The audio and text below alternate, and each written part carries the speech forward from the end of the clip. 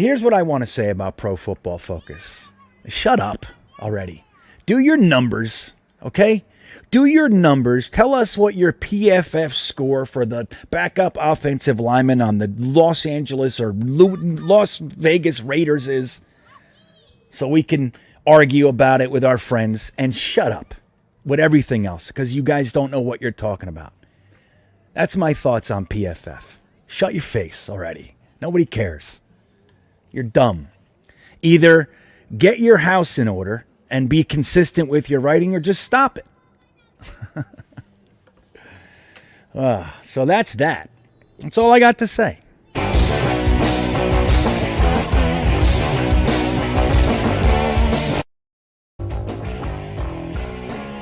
So he's loading up. He's stocking up on athletes.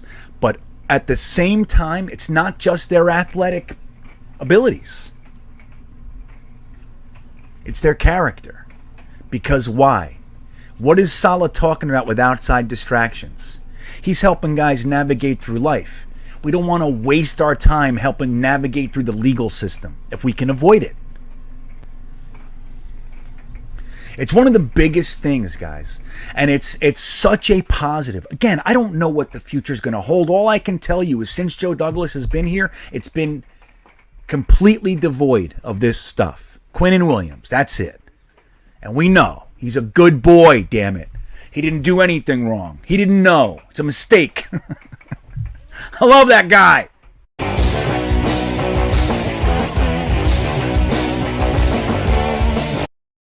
Well, hello, everybody. What's happening? Tonight's going to be great. Tonight's going to be great. I couldn't be more psyched to hang out with you guys. I spent the entire day at the horse races in Saratoga. And damn, if I'm not sunburned and beat up and had birthday cake, I feel sick to my stomach. And I'm just in a good mood to get talking Jets with you guys. But the biggest reason I'm psyched is because I spent 3 weeks searching in the Amazon, it seems, for this one fella that was part of our life on a daily basis, and he's been gone. And I found him for you. I dug him out and I found him, and I couldn't be more excited to introduce to you again your old friend. You're going to be, he looks weird. He's got gray hair and a beard. It's weird.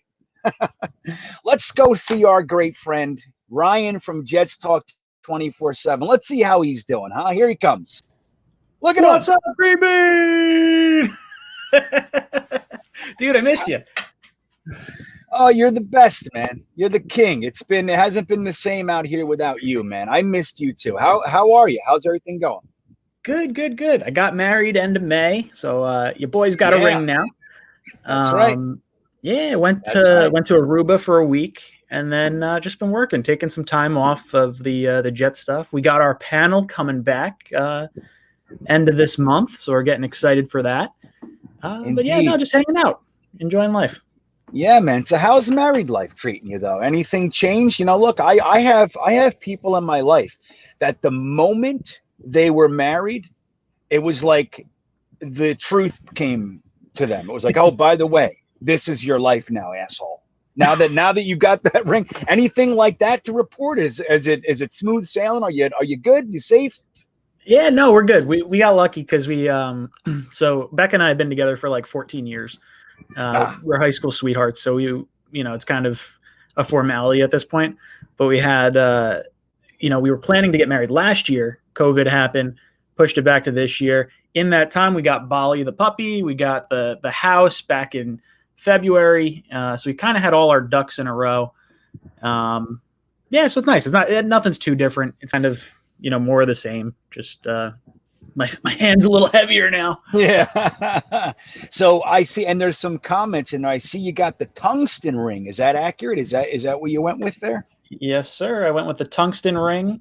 That's right. I wear this one all the time, and then I have a silicone band as well. So when I'm like at the beach or doing something, a little more, I guess, manual labor or something like that. Yeah, more active. I'll throw that on. That's actually really nice. I'm surprised I'm not wearing that more frequently because this one's definitely like you feel it. You don't feel the silicone. Yeah. That's funny. I've seen those silicone. I'm being completely honest. I've never just been inspired to ask anybody, but I see that. I'm like, who the fuck? What is that? Who would give their wife that, or vice versa? So that's what it's for. It's for like if you're going hiking or a bike ride, you don't want to lose your wedding ring. You put that on so the guys don't hit on your wife.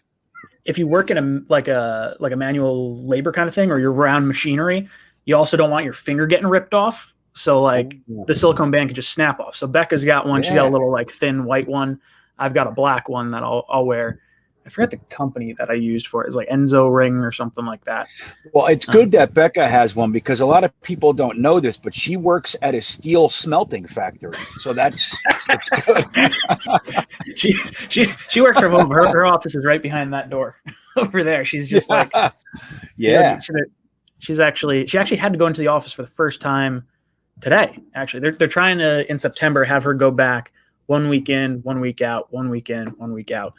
So she's not really about that. And I've been working basically exactly the same schedule I've always been working at the golf course. So nothing. Small change for you. Change for you.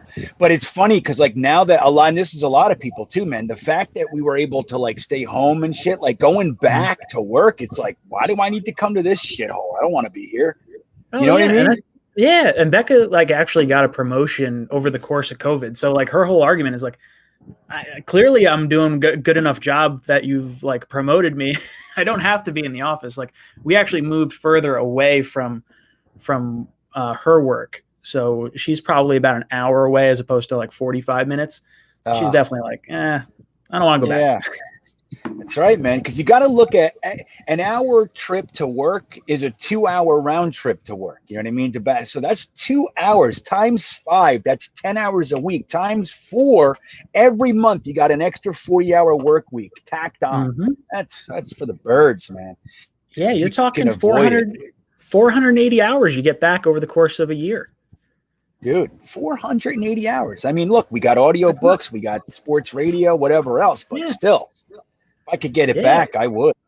I've got about a 25-minute commute, and that's nice. It's enough time for me to decompress coming home from work. I'm like a little more relaxed coming home, but like I wouldn't want to spend an hour in the car each way. Yeah, I mean, look, I did it for years, so I'm certainly not bashing anybody, but it's just like once you don't have to do it, then you got to do it again. It's all of a sudden like, oh man, this is what I used to do. I don't want to do this anymore. Like, I don't know how I'm going to I better not have to rejoin the workforce because I've been bebopping around this country for 16 months. I don't want to do anything anymore. I wake up at noon, you know? Yeah, no. I don't know what's going on. So we got a lot of people in here that are saying, what's up, man? We got E-Rock is here, Frankie from Flatbush, Nix, AC, Stephen Engel, Sneakers to Boots. A lot of our old friends, man. They're all in here. I met my buddy. I met Sneakers to Boots in person.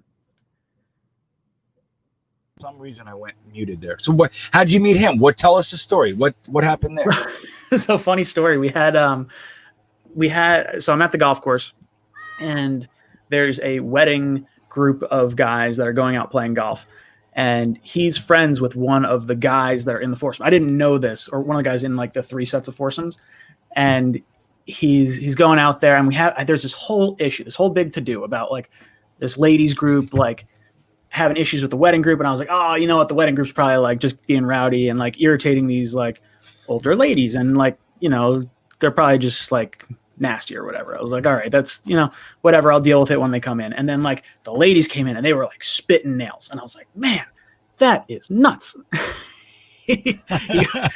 Sneakers Boots just let me explain on the panel. We'll have to call in a day and he can explain it because I'd love to hear like his entire side of the story. Right. You'll tell exactly. And you know, it's going to be significantly different. His impression of how it happened, you know? Well, so get this. So we're going through this whole thing and these ladies are just like absolutely like livid. So like I give them rain checks. I'm like, all right, you know what? They're actually in the league that plays at Black Bear all the time. I know them pretty well. I was like, man, that's like, it's not really like them to kind of go off. I was like, that's weird. These guys, I'm gonna have to talk to them when they get off the course. And then like the guys foursomes come in and I see like it wasn't the groom at the time. It was one of the other guys in the foursome. And I was like, dude, you used to work at like Mountain Creek. I was like, I was there. I used to order sandwiches from you all the time. So like we knew each other. I was like, you guys weren't doing anything wrong. Like, I know exactly who you are. And then it turns out I knew the groom too, because I worked with him at my other job. And I was like, oh, dude, no way. And then it's funny. My player assistant comes in. He goes, yeah. He's like, do you know this guy? And I was like, I have no idea who you're talking about. He's like, oh, he watches your show. And I was like, that's cool. I was like, I have no idea who it is. They're like, oh, you say his name. Like, you know, he's got some kind of name. I was like, I'm sure I'll know it if I hear it. And then like one of the guys goes, sneakers to boots. I was like, oh man. Yeah. I know sneakers to boots. So like I got to meet him. He came in afterwards and it was cool. He was wearing a Jets polo and everything. Oh, that's awesome. So he was representing. He's not, this is real. This is very real. He knows it. He's like, I got to represent the team, the green and white. Great, but yeah, so then it was like, basically long story short, I wound up refunding the wedding parties, foursome or threesome or whatever the groom paid for golf. And then I just had to deal with like angry Black Bear Ladies League people. Yeah, it's nothing that's out of the ordinary for you, right? No. I've had some really crazy stories at the course. Like people just go off on me. I had one guy call me, I won't say it on air, but it was not a very nice term. And he wanted his money back. And I was like, whoa, I was like, dude, it's like not happening. I was like, I'll give you a rain check and like you can come back another time. Like that's fine. And he's like, oh yeah, well you're a bleep, bleep, bleep. I was like working behind the pro shop counter. So I wasn't like in my normal like role. I was just talking to him on the phone. So I was like, oh yeah, click. Yeah. I hung up on him. And then the call center calls in. I was like, hey, we got this guy saying he's like getting a rain check. I was like, tell him he called the director of golf, bleep, bleep, bleep. He's not getting anything. There you go. Like, oh man, I get salty sometimes.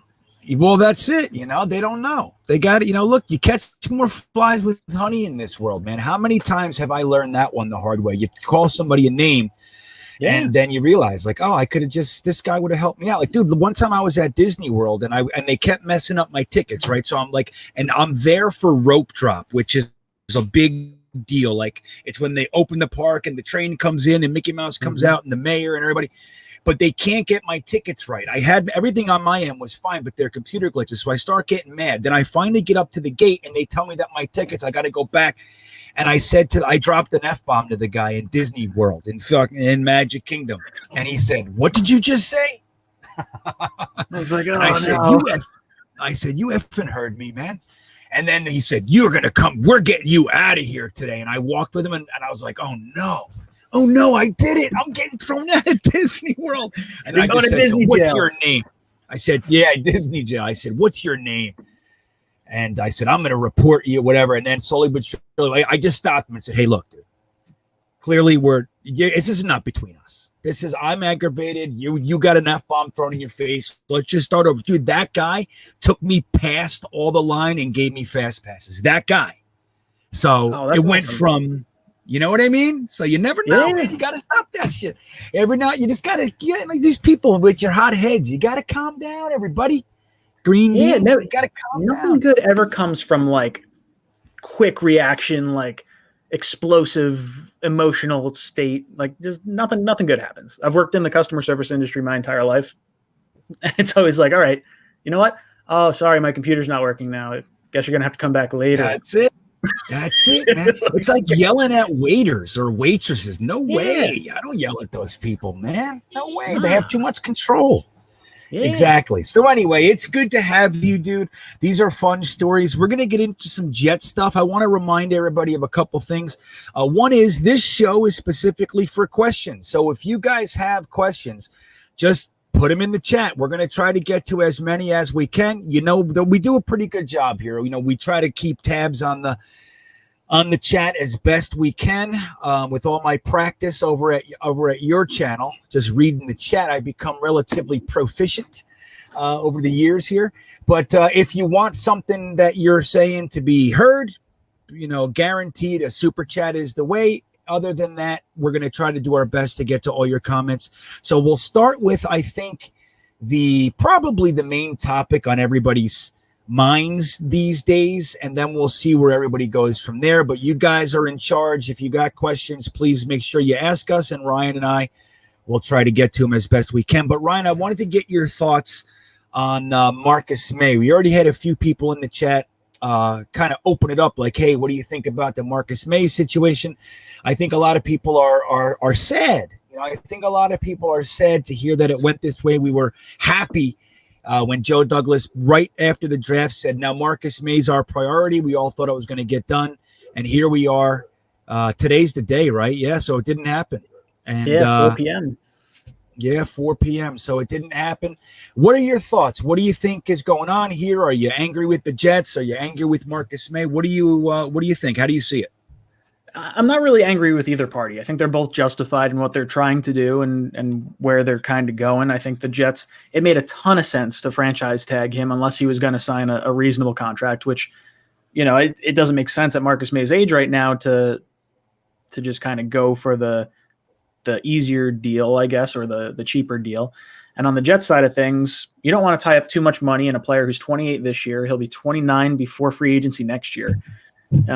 When you have the ability to franchise tag him for 2 years. So the franchise tag this year, I think, is like 10-6, and then next year's, 120% more. So you're looking at maybe $12-13 million, which is still significantly cheaper than, top tier safety money. The top tier safeties are getting anywhere from like $12 to $15 million a year. And right around the corner, I believe is it next year? Yeah. After the season, you can re-sign Quinnen Williams. And I think that's going to be the priority that we're really looking at next year. I think that's the only McCagnon pick that will wind up staying on this team. And when I'm looking at the whole Marcus May situation, I love Marcus May. I love everything he's done for the team. He's a team captain, team MVP. Like, if you can pick a player and mold him to be like a specimen or like the prototypical kind of player you want on your team, it's Marcus May. Like, I don't think there's any Jet fan that doesn't like Marcus May. And I think the Jets really like Marcus May, but I think they realize that in a hard salary cap sport, you have to kind of make tough decisions. And I think more than likely what's going to happen is the Jets are going to play this contract out. I don't think they're going to franchise tag him a second year. I think they're going to let him go. We brought in like a zillion safeties in the draft anyway, so more than likely that's probably the route we're going to go.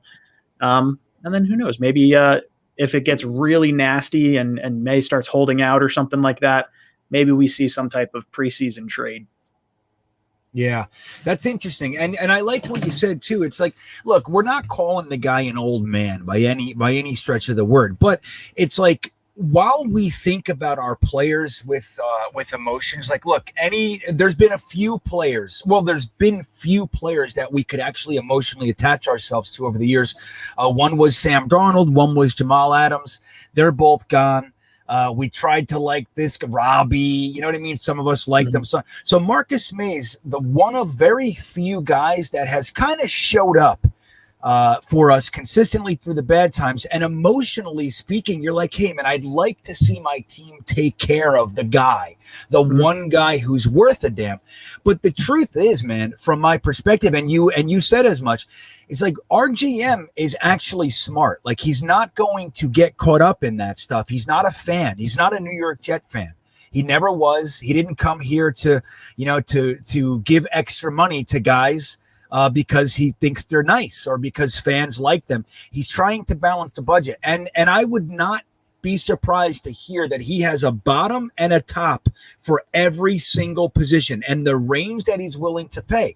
And if Marcus May is asking for more than that, and, look, he gave him the word on the street is we gave him a 20% lower than the franchise tag, which is right around $8 million. So if we started there and they didn't come back and say 12 so we can negotiate and land in the 10, 11-ish, if they came back with the 15 million thing, Joe probably just said, look, it's not happening, man. So we're not going to play this game. I already own you for a year.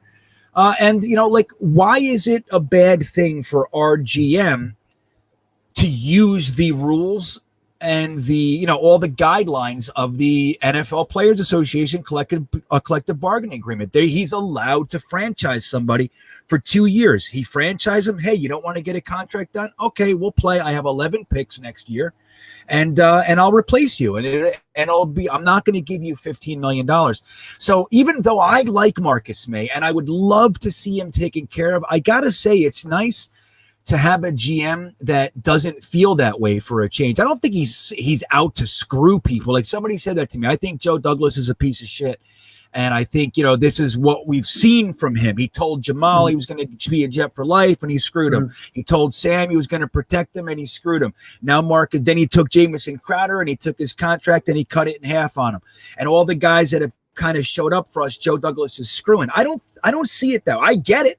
I do get it, but I don't see it that way. Do you think Joe Douglas is kind of being an asshole here, or you think he's out to get people? Like, realistically, do you think he has that kind of threat in him? No, I really don't. I think he's done, I think he released He released Le'Veon Bell, even though he really didn't have to last year. Like, it didn't benefit the Jets in any way, letting him go early. He traded McClendon, to what would be the Super Bowl winning, Bucks. I think he doesn't dislike guys. I think he just realizes it's a business. And I think he's going to go out and he'll pay players at premium positions. Like, if Quinnen Williams balls out, don't be surprised if Quinnen gets a $20 million a year contract or like close to it. Like, he'll get a big time deal. And I believe it's in 2023 is when the not collective bargaining agreement, the TV contract money kicks in too. So we'll have a lot more money than what we're sitting on right now. But the nice thing is we got 4 more years of cheap Mekhi Becton. We got 5 years of cheap quarterback play. So we can kind of pick and choose. And realistically, looking at our team going into next year, not so much this season, but next year we'll have, $60 million or something like that. We're going to go out. We're going to try and bring in a big-time corner. We're going to try and go out and either draft a corner, draft an edge rusher. We have a lot of options at our disposal, and tying up $12 million in the safety position when we've already seen with Jamal Adams that it just doesn't really translate to wins. Like, it's a lot of fun. Like, watching Jamal was a blast to watch, but it's just not really moving the needle for a team that was clearly not in the Super Bowl window in the New York Jets. Right. So a couple of comments. Gitmo Bob says overpaying a decent but not great player is the reason the Jets have sucked for so long. You think he's on to something there? Is he kind of? He's absolutely right. I mean, think about the worst contracts we've dealt with recently. Mark Sanchez getting the "I'm sorry" contract after we flirted with Peyton Manning. That was a horrible one. Dude, what was that? Remember? People forget about that, Ryan. Yeah, it was like we flirt with Peyton Manning. I was like, oh wow, we might get him, and then they signed Sanchez. Now, I'm not opposed to signing your quarterback after year 3 and extending that. And if Sanchez played well, that contract would have been really, really nice. If Zach Wilson plays well for 3 years, I would hope we re-sign him after that 3rd year, so that way you can stretch out his signing bonus across 2 cheap years of rookie contract, so his contract's not too explosive on the back end of that deal. That's the way you should be doing it. It's the way I hope we do it with Quinnen Williams, the same way. You stretch it out so that way years 4 and 5, they're higher, but they're not as high as they could be. Totally. So, yeah, when I look at that, and then you think of Tremaine Johnson, you think of Muhammad Wilkerson, Le'Veon Bell. And I mean, Bell was a great player at the time, but taking a year off, it was hindsight a bad contract. I like what Douglas is doing. I like the cheap, not even cheap, but the 1-year contracts. He's not investing a ton of money, but Corey Davis, he goes after Lawson. There are guys he will go and spend some money on, but most of these guys are 1-year contracts. He's going to draft his talent. He's going to develop his talent. So that way you can see these guys in this offense. You're not taking a good player from team A and putting him onto the Jets and then realizing, oh wait, scheme fit doesn't make sense, because there's so much chemistry in football. Just pulling a player off another team doesn't always work. That's right, man. That's such a good way to say it too, man. It's like we have, number one, we've drafted so poorly, and our coaching staffs, the developmental programs were so shallow. There was no depth to them. We couldn't develop anybody, and we couldn't draft anybody. So we needed to go out and overpay average players, which is why we've sucked for so long. Gitmo Bob is really nailing it. But I think what you said is the most important thing for people to remember is that Joe Douglas came here and on day 1 said, I believe in building through the draft. Everything else is to supplement that, to put 53 guys in the locker room while he builds through his draft. He knew Adam Gase was more than likely not going to make it. I still believe that, dude. Gave him everything he wanted, whatever. But he's gone. He's got a staff that seems like they know how to develop players. This is kind of their MO. And we're drafting our talent. I love how you said that, man. And it's like, look, where Marcus May is concerned, here's another comment from Stephen Engel. May is an average player. PFF is trash. You can see he's average with your own two eyes. Decent player on shit teams. That's really something. I mean, he's made some exceptional plays. Like you can't take his talent away from it. And I don't want to throw stones at him necessarily, but the truth is that he's a good football player. He's not Palomalu. He's not Ed Reed. He's none of those guys. Those are the guys that you make exceptions at a position like safety, and you go, we got to keep this guy. He's the soul of our team. Marcus May is not that. As good as he is, he's not that. And I like that Joe Douglas can actually see clearly and say, look, man, I want to keep him. I offered him a 4-year contract. It was good money for his safety, and that's where it is. So it kind of sucks. I was looking for some comments to disagree with us, but it seems like most of the comments are kind of now. I want to get your thoughts. I'm surprised to see that, man. I heard a lot more. Yeah, I want to get your thought on the whole trading Marcus May situation. Like, would you rather trade Marcus May now before the season and get a draft pick for next year or a player, or whatever it is, or would you rather see him in this defense with a pass rush? Like, I think he's going to have a really good year if he plays with the Jets, and you may be able to slap him with the franchise tag, knowing you can trade him and he'll sign a new deal with whatever team he goes with. Or do you just kind of rip the Band-Aid off and trade him now? What would you prefer? Well, I think it's interesting because that's a really good point. Like, you'd like to see a guy that obviously has talent like Marcus May in a defense that can potentially make him look even better, right? So is he worth the money, whatever? And then just having a good football player on your team can't hurt either. I think I'd rather see him play. Like, if he just says, okay, look, man, clearly we're not going to get a long-term deal. I'm here for the year. I'm in. I'm going to play. I want to play for my next contract anyway. I'm going to bust my balls. And that's the way it is, then that's fine. If there's going to be any kind of negative rubby stuff going on, I would say trade him. And I would even say trade him for 2023 picks. We have 11 picks this year. Like, trading him for a 2023 second and fifth could really start to spread out this wealth. So I don't know. I think I wouldn't be opposed to a trade, but I think I'd rather him stay. How do you feel? Would you rather see him stay or get capital for a guy you're going to lose?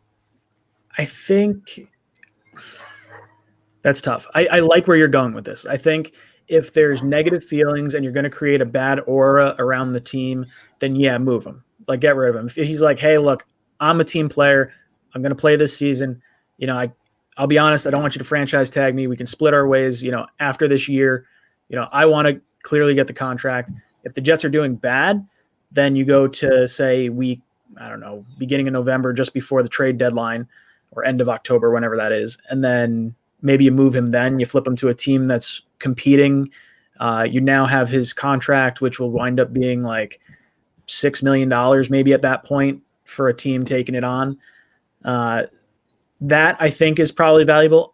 I don't know if we see him make it the end of the year if the Jets are playing poorly. If the Jets are playing well, they'll hold on to him the entire year.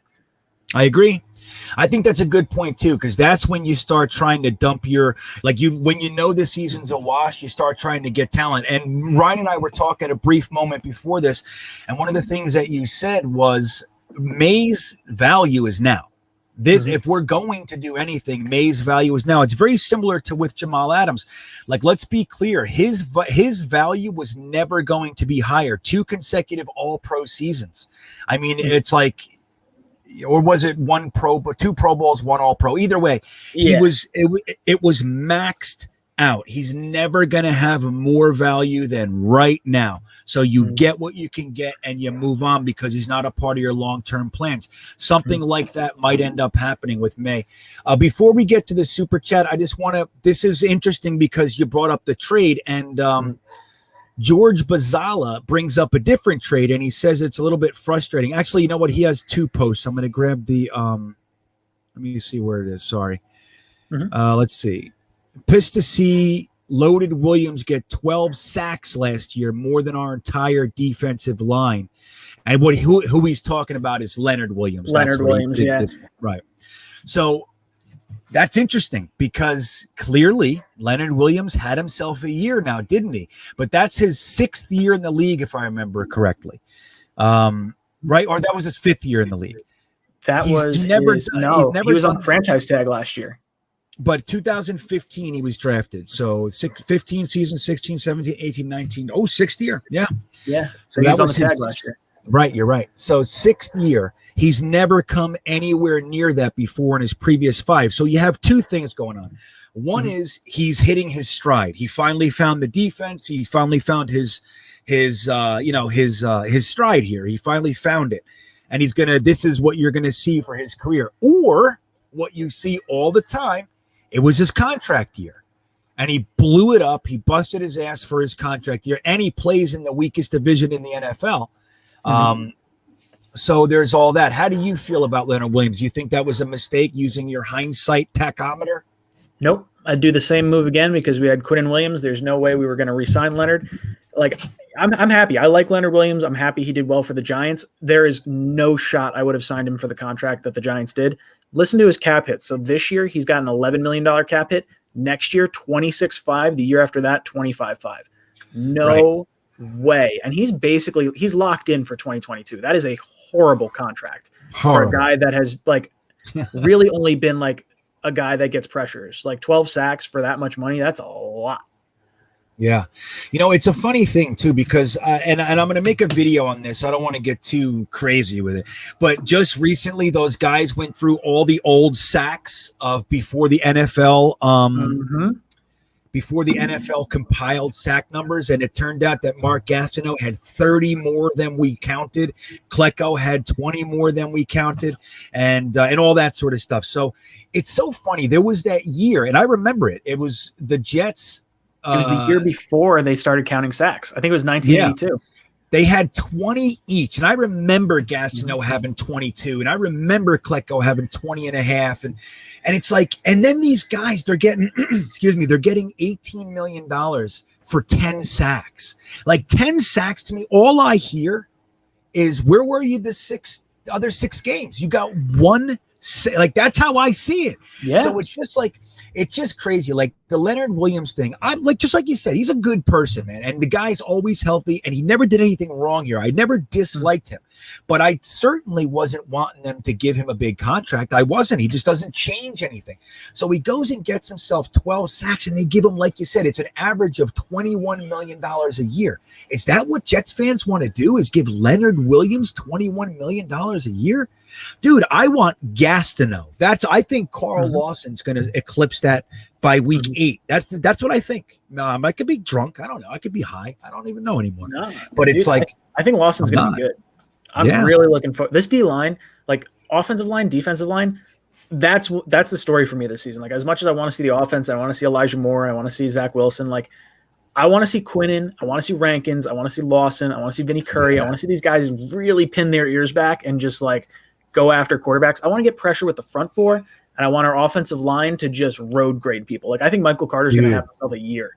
It's funny. You're talking my kind of football. I love the offense and I love what we're doing, but my soul is on the defense. I played defense almost my whole life. When I was little, I played running back and offensive line, but my whole life, I was a linebacker and defensive end, man. I love stopping the other team. I'm a defensive guy. So when it's to actually have a pass rush with our front 4, dude, I couldn't be more excited. In my little background subconscious, that's what I'm most excited. Yes, Elijah Moore, Zach Wilson, Mims, Corey Davis. That's all great. I want Carl Lawson and Quinnen Williams to hurt everybody. That's what I want. Yeah. And I want C.J. Mosley and Jared Davis to run through the hole and make running backs see stars. That's what I want. And that's the thing I'm most excited for. I think Carl Lawson's going to be good too. Did you hear what Ulbrich said in Flight 2021 about Lawson? Did you hear that? Did you catch it? No, I didn't. So I watched the first episode. I didn't get to watch. What are there? There's 4 total, I think, right? Yeah, you got to watch them. I think it's episode 2. It might be episode 2 or 3, but Ulbrich says he's doing a whole Carl Lawson breakdown, and he says the whole thing with Carl Lawson is that quarterbacks were able, like he gets there almost every play, and the quarterbacks are able to step up into the pocket, and then, sometimes he'll get, whatever, but it's like that's their escape valve for Carl Lawson because he's such an incredible outside pass rusher. He said the thing with us, though, is that with the guys we have in the interior, there's not going to be a pocket. That's what he said. There's not going to be a pocket. Dude, that's the kind of attitude you want your defensive coordinator to have. There's not going to be a pocket. Try it, quarterback. Carl Lawson's coming around the edge. He's going to kill you. And if you try to step up, Quinnen Williams and Fadu Kasi and Sheldon Rankins are going to eat you alive. And that's what we're doing. And I couldn't be more excited about it. I want to go punch somebody in the face, but I get in trouble. Dude, I'm okay with how the Jets are going to wind up losing games this year. They'll lose games because of their secondary. They're going to have, Zach Wilson's going to have to, hand the ball off a lot early in games. He's going to have to throw a lot to get us back into games, and that's fine by me. I don't care. We could legitimately go 0-17, and, if I see progress out of both lines and the running game and Zach Wilson, perfectly fine with that. I'm okay with, that's not going to happen. I think the Jets are going to get to 7-9 feels like where we're probably going to be, or no, would be 8-9 math. Yeah. 8-9. I think we're going to be just shy of 500, with the ceiling being a 9-8 type season. Yeah. Well, Jack Oliveri in the chat said before, I saw your comment, Jack. I did. He said, let's watch GreenBean try to count up wins for the season again. So maybe we'll do that at the end. Dude, it's funny. We try to do it. I can't do it. We'll be all right, that's 6. It doesn't make sense to me, but I always lose track. I can't do it. We did it 4 times, but to tell you what, man, we did it as a live stream. We came up with 12-5, man. And on the low end, we came up with 12-5 numerous times. So we're all right, that's what it looks like. I'm sticking to my guns. Jets are sweeping the Patriots this year. It's happening. I think Cam Newton is beyond his days, so the Jets are going to thump them week 2, going to the home opener. I'm excited. And then I think Mac Jones comes in, week 6 whenever the Jets play him, and I think they beat him in his first game. I think that's what's going to wind up happening. Yeah, I think it's going to be perfect if that's what happens. I love it. I also think, dude, the Patriots are scrambling right now. You just saw Bill Belichick drop all the way down to the tactics that the Jets have been using for 30 years. He just tried to buy his team because he doesn't have the time to compete with Tom Brady. He doesn't have it. Tom Brady went away and won a Super Bowl, dude. Could there have been a worse outcome for Bill Belichick and the Patriots? Oh, dude, I love it. I hate Tom Brady, but I hate Belichick more. I definitely hate Belichick more. So just to watch him kind of not hit rock bottom, but just kind of flounder a little bit and not really have a great season. And that's coming from a team that had 2 wins last year. I'm pretty happy. Yeah, man. So I don't know. I think the Patriots might be in a little bit of trouble. So that makes me excited. I'd love to get a hold. I'm glad we're playing them week 2 for once. Usually, they're hitting a stride and we got to play, it's whatever. So I hope we go out there and punch them square in the jaw. I want to get to E-Rock's super chat, and thanks, buddy. I appreciate it. He asks, we obviously don't know if Saleh will be the best head coach, but with what he's done with defenses, he's probably not worried about replacing Marcus May. That's interesting. Okay, so what do you think about that? You think Saleh's oh no, we got to sign him, or you think he's just whatever? No, to me, when I look at Saleh, he had the Legion of Boom in Seattle, but he's a linebackers coach by trade and by profession. And I think he likes the front 7 a lot more. I think what he's really licking his chops for is Lawson, is Quinnen. I'm sure he likes Mosley. I think Mosley's probably gone after this year just because the massive contract, unless something kind of gets worked out and he plays phenomenal. But I think he likes the front seven a lot more than maybe the secondary players. Yeah, I think you're absolutely right, man. He's a linebacker guy by trade. He's a 4-man defensive front by trade. Joe Douglas is a 4-man front defensive end rotation guy. Like, don't forget how the Eagles won that Super Bowl. Look, they had their offense and everything, but it was all about their defensive line, particularly their ends. They had 2 deep at every single position. They could rotate guys in without losing anything. And that was the core of their defensive prowess that year. And Joe Douglas is doing exactly that. And then you add a guy like Saleh with Ulbricht. Dude, their whole background is linebackers. Don't forget, Ulbricht was a 3rd-round linebacker in the NFL, dude. It's his background as well. We have C.J. Mosley. Saleh and Ulbricht wanted Jared Davis over everybody else. He was the first free agent they brought in, and that was by design. They wanted that guy. So I know a lot of people are down on him, and he has to prove a lot. But at the same time, man, for Saleh and Ulbricht to want that guy, and then we have C.J. Mosley, and we drafted Jamie and Sherwood and Nazrul Dean and all these guys. Dude, I would brace yourself for a potentially lethal front 7, man. Just brace yourself, or front 6 if we do it that way. But we have the potential to do some damage. And I think I don't think Saleh's too worried about Marcus May either. I think he'd like to have him. I don't think Marcus May is one of those guys that you're like, I don't give a shit. You'd like to have Marcus May on the team. But if it is what it is, I don't think he's so good. Again, he's not Ed Reed. He's not Palomalu. He's not one of these guys that if you lose them, you lose the soul of your D. It would just be like, okay, who's next? LaMarcus Joyner, you're up. Ashton Davis, you're up. You know what I mean? That's what it would be. So 100%. I don't think it's too much of an issue. And I think Joe Douglas is being smart, man. And Jets fans, it's going to be hard. It is. It's going to be hard for us to continually absorb this because we're used to things going a certain way. But dude, different is good around here, man. The way we've been doing things has been exciting but sucked for so long, man.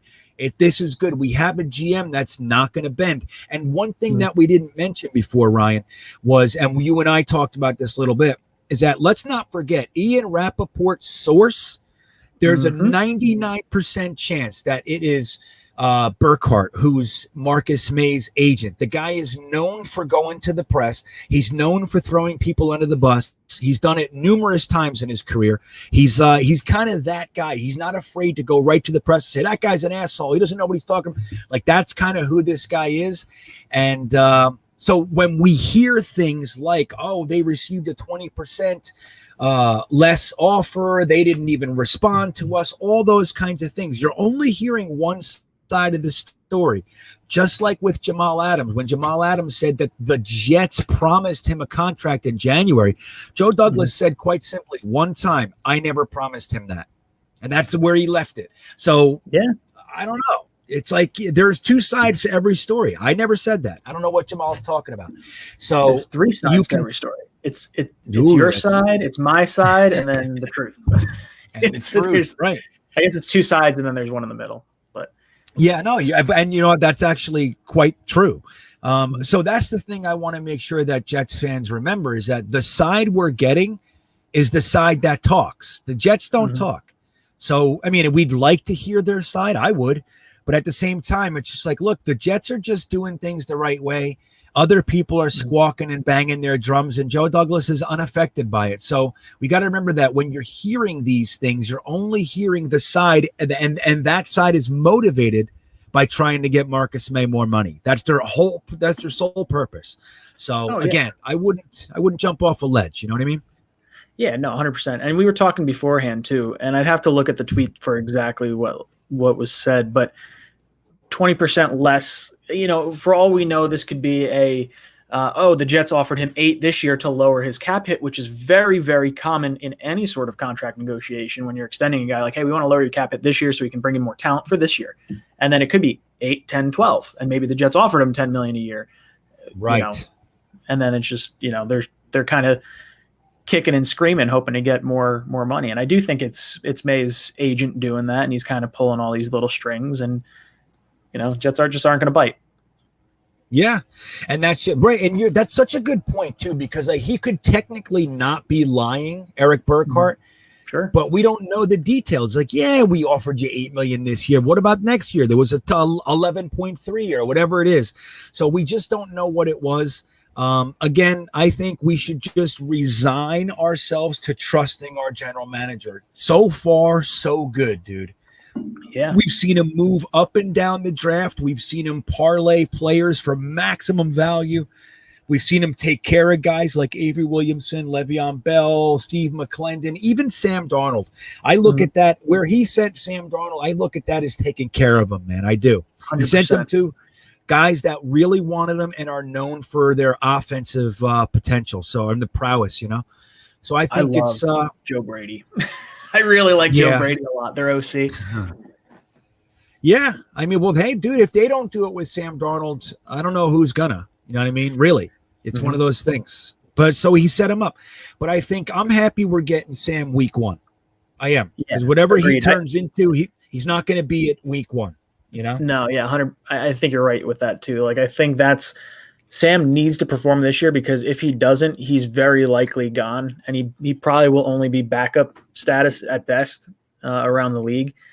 And getting him week 1, he'll only have the really 2 preseason games, because then they're not going to play anyone that third preseason game, and then the Jets are going to be able to kind of go at him. Now he's going to have a little more juice because he's going to want to beat his former team. How are the Jets feeling? Because they never really had Sam. Like, if you're looking at the full roster, like the coaches didn't have him. How much?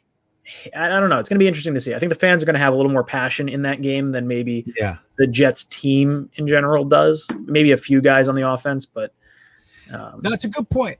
My hope is that we don't need the bulletin board stuff. Salah's just going to have everybody amped up to go in there and go, look, this is game 1. I need you to show up. It's that simple. You're going to show up, and we're going to make our choice look right. We dumped Sam and got Zach Wilson. We got to do this. So I think it's going to be exciting. But I am happy we're getting him week 1, because if Sam does come around the corner, it's probably not going to be by week 1. And I want to go down there and slap them around. That's what I want. I want Carl Lawson to chase Sam all day and give him a happy feet. That's what I want. Everybody's I want someone to clock Robbie. I want Sam to just be scrambling for his life. That's what I want, man. Everybody's saying, but I just want him, uncomfortable. Yeah, I like him. Right. It's like, I like him too, but it's like everybody's saying things like, I'm going to root for Sam down there. It's like, nope. No. He's not playing the Jets. Like, I have no problem. He's NFC. Like, I want to see him do well. Yeah. But I want us to look like we won that trade. That's right. Right. And who can think differently? All right. We got a few more super chats. Excuse me. So we have John Heidendahl. What's up, buddy? Thank you for the super chat.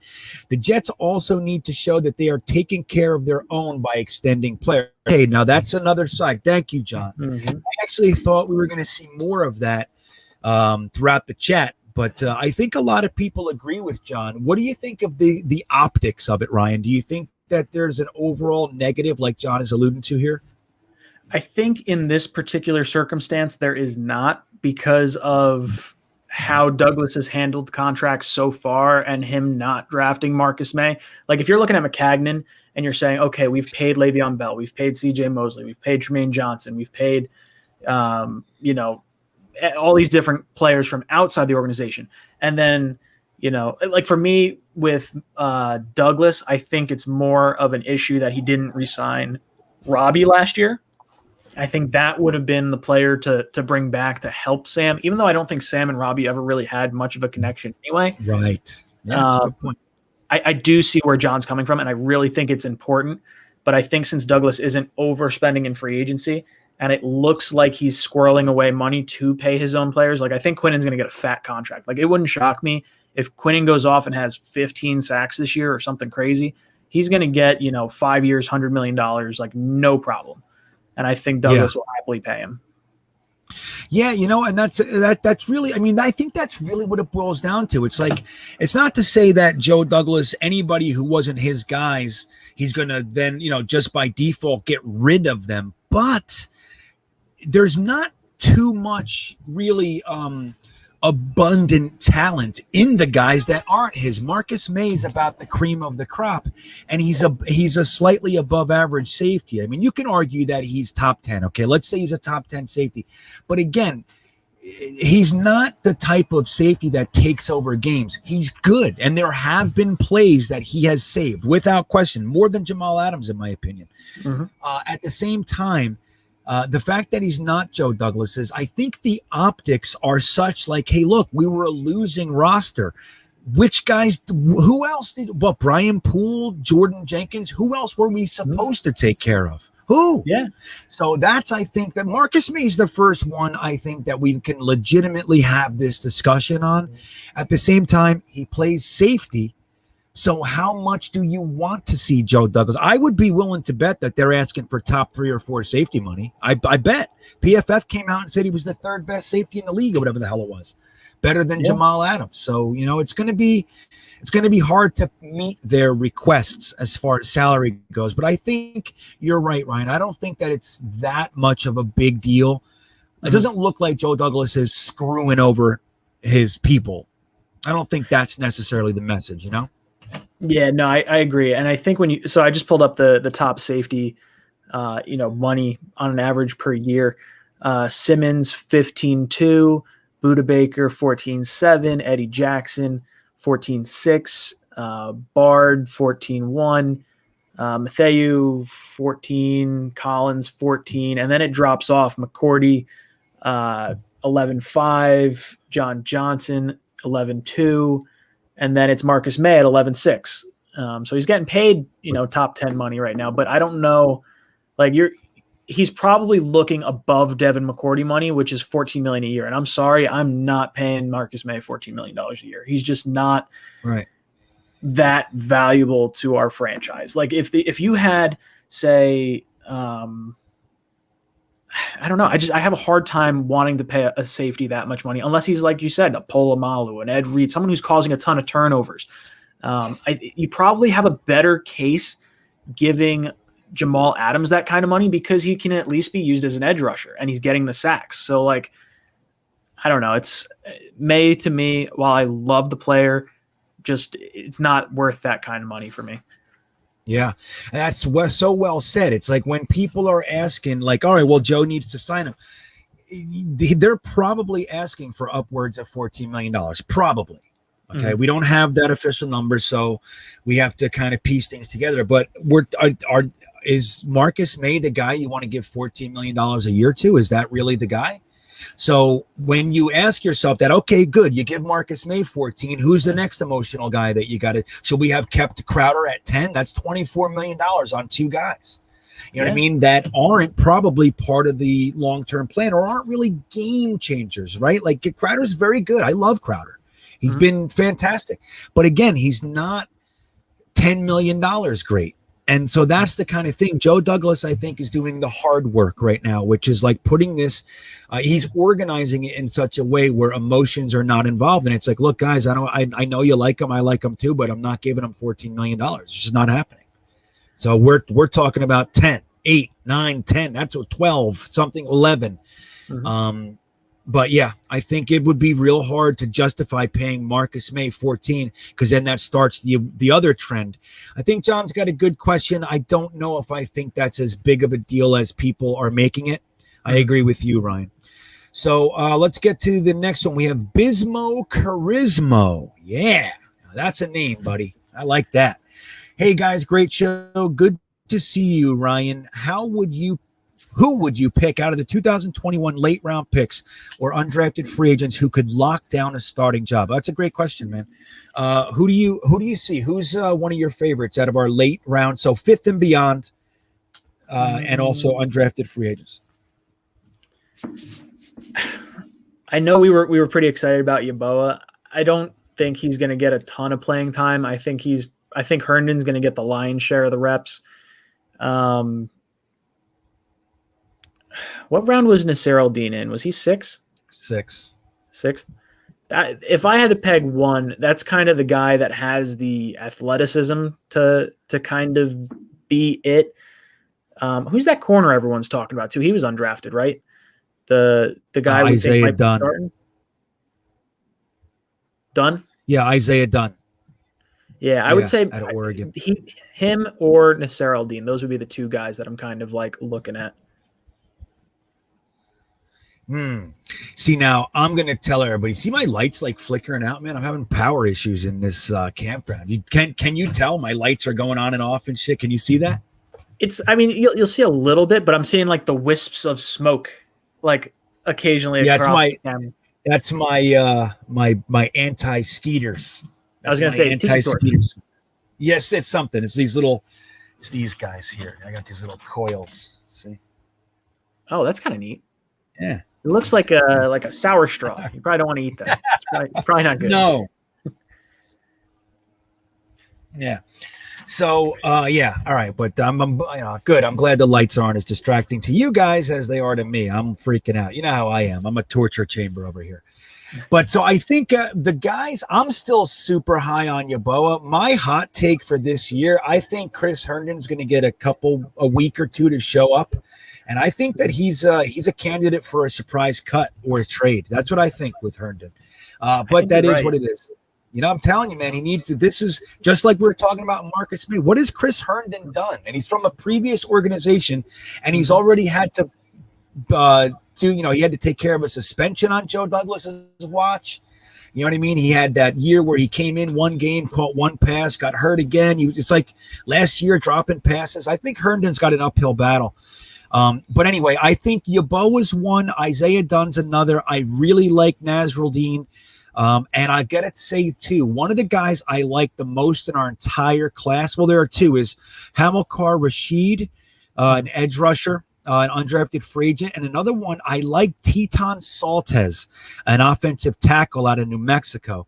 I like him a bunch. He's very, very raw, but he's got the size, he's got the leadership, he's got all kinds of intangibles, and I know why they took him. They didn't, I know why they brought him in and signed him, but he's one I think could surprise some people and end up making the practice squad and pushing some guys off the team. So those are my guys. I think Nasruddin's one, like you said. I would say Yeboah, Dunn, Rashid, and Saltez. You know what I really not so much free agent or not so much undrafted free agent and like late round draft pick, but guys that I really like that we brought in that I wasn't like. Well, one guy I was really high on. The other one I wasn't like so high on is I love Keelan Cole. I don't know if you saw the video of him telling, I don't know who the other player on the Jaguars was. But he's like, hey, give me your towel. Like, why do I need to give you my towel? He's like, because a baby wants it. He goes, baby, what are you talking about? He said, no, baby wants the towel. And why does he want the towel? Because he's a Jaguars fan. He's just like, you better give this towel to the baby. And you see him go over and he hands the towel to the baby. So I was like, oh, this guy's like really cool. Like, I like this. And then you see like Dan Feeney. Like there's guys that you bring into the locker room who he's not going to start. I don't think so, at least. And then he's just glue. He's the guy. He's like the guy you send out there to go like beat up someone else because you don't care if he gets flagged or thrown out of the game. But he's like, I love the mullet. I love everything you saw out of him, like at the Islanders games, like going nuts. Like that's just like the passion and like fan excitement that you want to see out of your team. Like that gave me shades of like Nick Mangold. And like, I feel like that kind of camaraderie is just so important. And the way Douglas is building this team is just really, really cool. That's right, man. Those are the intangibles that we have been devoid of for so long. Passion, fun. That has not been here since Rex Ryan. It hasn't been here. Now, like him or not, or wherever it went, and how they did it aside, there was a passion, there was an excitement. It's been gone since the minute we hired Todd Bowles. And that 1 year in 2015 was kind of Cinderella-like. Decker and Marshall and Ivory. And it was a lot of fun. Back into a pumpkin at midnight. Yeah, exactly. And it's just funny because like Fitzpatrick and Brandon Marshall, they just couldn't get to the playoffs. Think about that. Two players who've done what they've done in this league and they've never been in a playoff game. And it's and they failed again. It's like this obstacle, this invisible wall they can't get over. But so there's an excitement, and you brought up a few examples.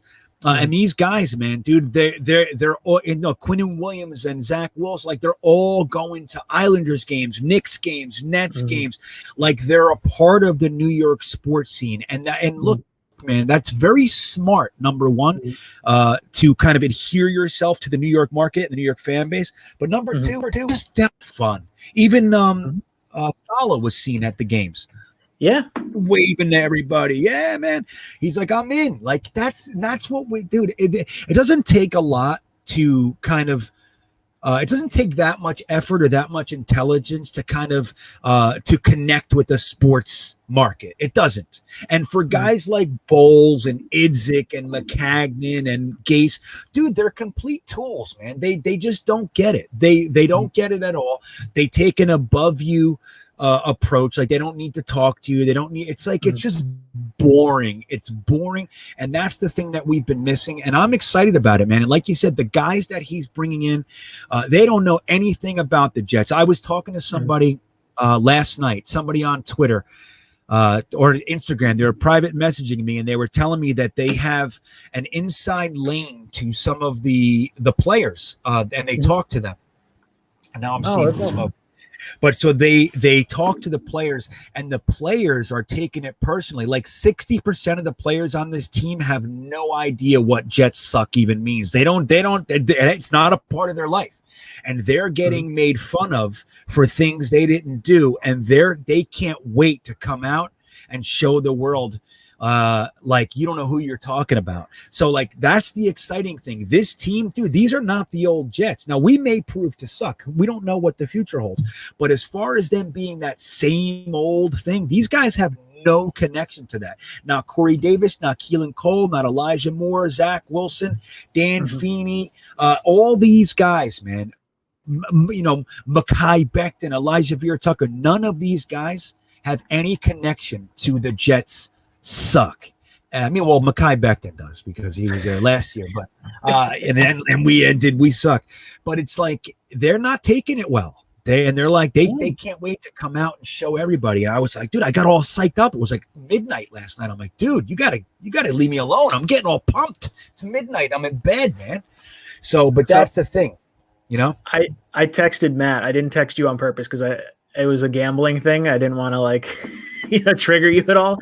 But I was like, I threw some money down on Elijah Moore. I think I put 25 down to win 1,000 for offensive rookie of the year.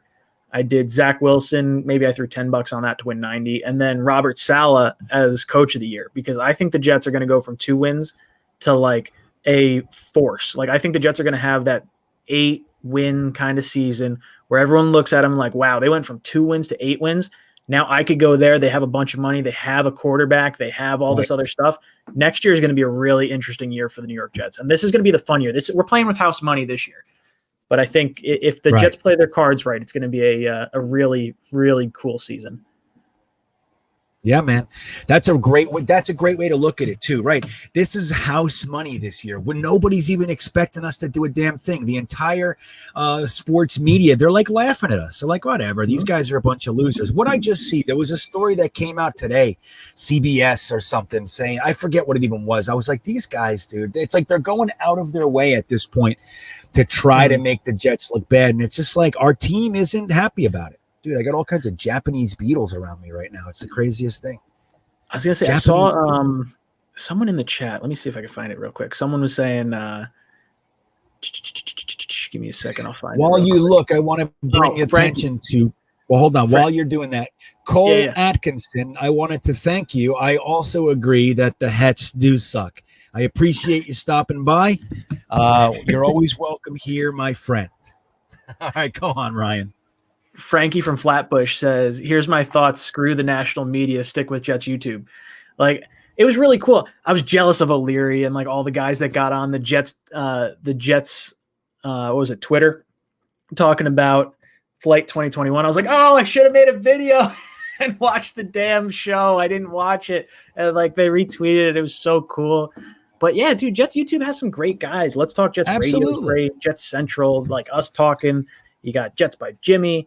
You have like Jets Media, the loyal NY Jet fans. You got David over there doing his thing. Like, there's just a lot of Jets YouTube has a lot of really good content creators in it. I think we're probably the strongest in the NFL. Like, as you look around, it's not that other guys aren't strong in other markets, but they don't have what we have. Like, we're like We're this community, man. And yeah, I agree. I like being a part of it. I'm the old head.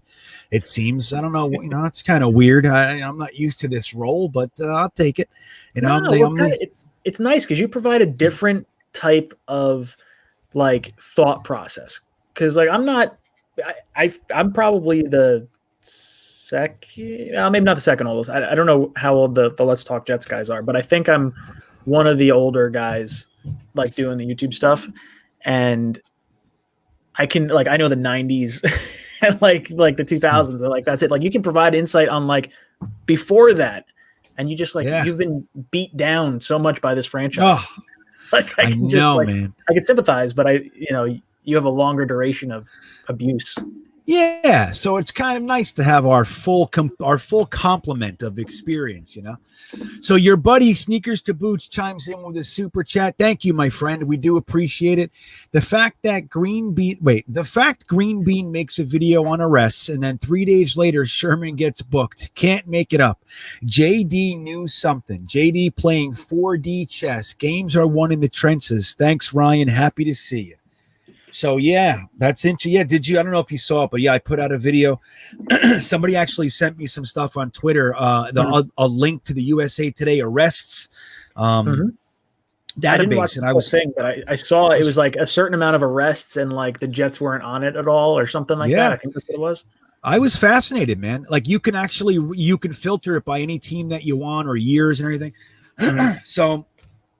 But yeah, this year so far, 17 arrests. Now there's 18 with Richard Sherman. But the Jets, who had 12 arrests from 2015 to 2020, have had none in 2 years. Knock on wood, everybody. Yeah. But that's just the way that it is. Outside of the only one that we had was the Leonard Williams walking into the airport with a pistol in his bag. You know what I mean? That thing.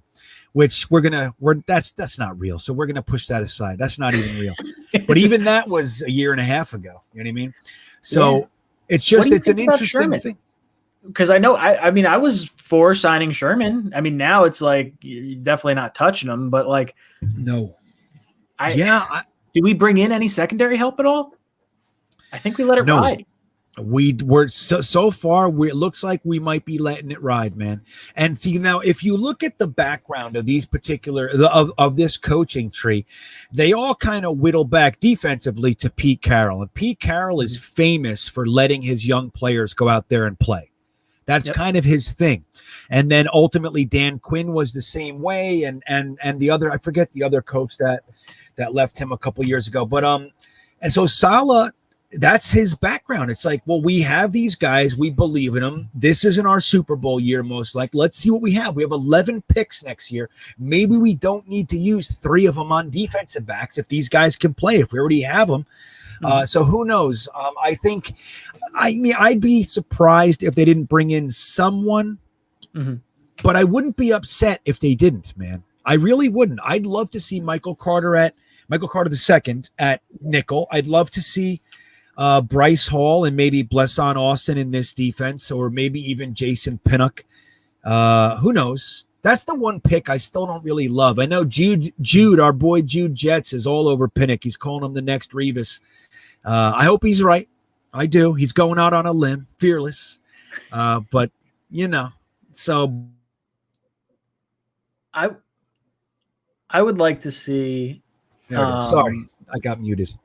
I'd like to see Dunn capture a spot. He has me excited. Like we haven't seen anything with pads. I don't think like all the practices so far have all been in like gym shorts and no pads on. That has me a little like concerned. Like I like what I'm seeing from Zach Wilson, but when you throw pads on, everything's a little different. Like I was a halfway decent athlete in high school, and I was a track athlete, and then I went into football my senior year, and my football speed compared to my track speed, totally different speeds. So I get it when you see a guy has a fast 40 and then not good, in pads and whatnot. And when your dexterity with trying to throw around defenders and, I don't know. I'm excited to see them with pads on to see how they look. Well, it's funny. I made a very, very bad joke in one of my most recent videos. I said, I broke down training camp. I said it starts on the 27th. The first 3 days are no pads. Then the next 2 days are just shoulder pads, I believe it is. Then there's a 6th day off. And then the 7th day is when you can expect all of our injuries to start. So it's a very bad joke, but the point is exactly the same as what you're saying. Yes, Isaiah Dunn might be lighting it up right now, but when you put the pads on, it might be a different ball game.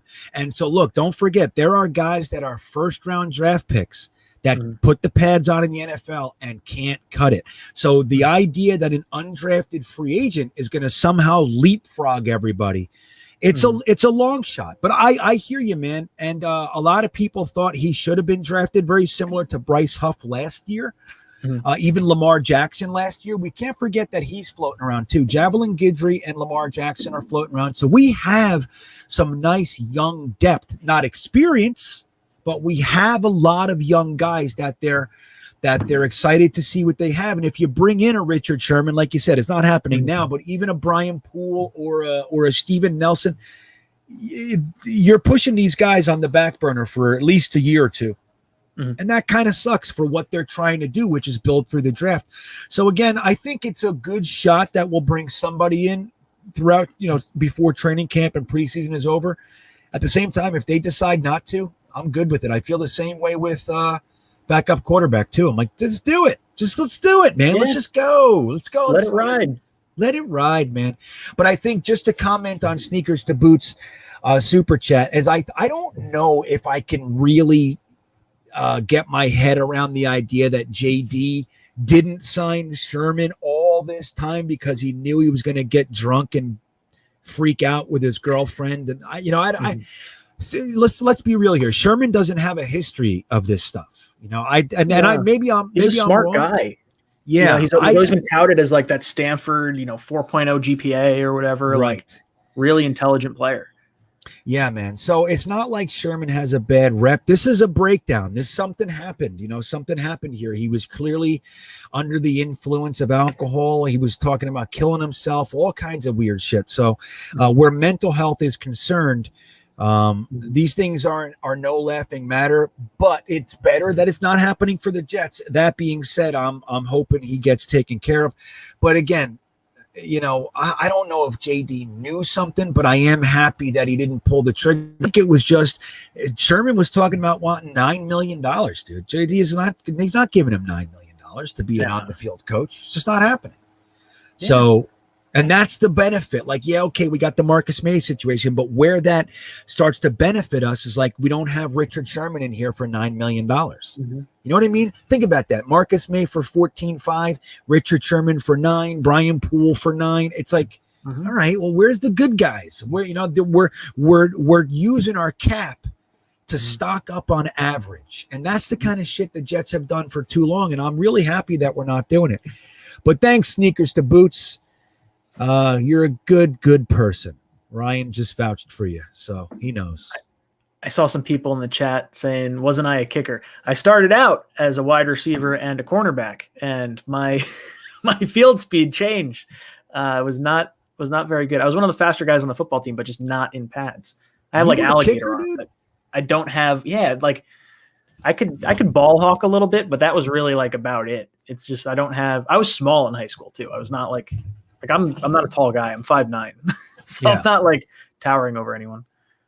So what's funny? I can't believe you were a kicker. That's really For about I was a punter, and then I do not kickoffs. I would do field goals occasionally, but not. I never kicked in like a game, just in practice. We had a starter. That's interesting, man. I don't know if you might be the first real kicker I know. I don't know if I know any of those. When I was in high school, I was 4'11" until the summer before my senior year. So I left high school. Yeah, dude. I left high school. In high school. I left my junior year of high school. I walked out of that building as 4'11" junior. Coming in as a senior, I grew 1.5 feet in that summer. I came back, I was 6 foot tall, and all the football coaches wanted me back because I was like, dude, I'm already started using drugs, man. I'm out of here. Like, you know what I mean? Like I played my first 2 years, but they I was small, so they didn't do anything with me, and I wasn't fast, so I was small and not fast. What are you gonna do with that guy? But the thing, once I played after high school, I played a little bit of semi-pro, but I played like metal grade flag football, and it was fucking rough. I played against all kinds of former NFL guys and stuff like that. And dude, I was that's when I came into my own. I wish I had that same mentality when I was younger. I was an animal, man. I was defensive end. I led the league in sacks like 4 years in a row. But awesome. See, when I went into high school, I was 4'10", 85 pounds. So like I was a string bean. And then going into, I guess it was sophomore, junior year, something like that. Then I started growing. I wound up finishing at like 5'8", and then I grew like an extra inch in college. Yeah. Wow, man. So how tall? You're 5'9", you said. I'm 5'9". I'm 180 pounds. Yeah. Well, like look, when you and I hung out, we didn't seem like there was a disparaging. You know, there wasn't too much of. You're taller than me, but not by like a crazy metric. I think Matt's going to be like towering over me when I see him. Matt's tall, dude. Like Matt's tall. Like people, like I'm 5'11" now, and because I shrank a little bit, it's real. I really did. But Matt, when people saw the pictures, they were all saying, "I didn't know you were so short." I'm like, "I'm not short, dude. I'm almost 6 foot." And Matt's big, dude. He's a big dude. So he made me look short. So let's get to a couple of comments here. Let's see what's going on. Media uses the Jets. Right. I saw a couple that were big. I want to get some beefy ones in here. Let's see here. Oh, there's a super chat. Let me get to that, and then I'll get back to some comments. Where'd it go? Oh, Jets by Jimmy. What's up, buddy? I didn't see you in here. Okay. So we got Will Collins. What's up, Will? Thank you for the super chat. Did you guys get tickets for training camp? Was working and missed out. Glad there's interest. Just hope it's all fans that got them. Wonder how limited it is. So I know you were looking for that, Ryan. Were you able to get any training camp tickets? Yeah, so I got tickets to go to the August 11th training camp, and I got the green and white scrimmage tickets as well. So I'm like really looking forward to that. The only thing is right now, I forgot I had a prior commitment. I'm going rafting down to Delaware that day, and I'm hoping the green and white scrimmage starts at 7. I think it does. I know the doors open at 5. So it's going to be tight trying to make it there. Have you ever done it? Have you ever rafted I did it. Delaware? Yeah. Oh, yeah. We do it every year, like in August for one of our friends. We did it originally for her birthday, like the first week of September or so, and now we just do it like every August.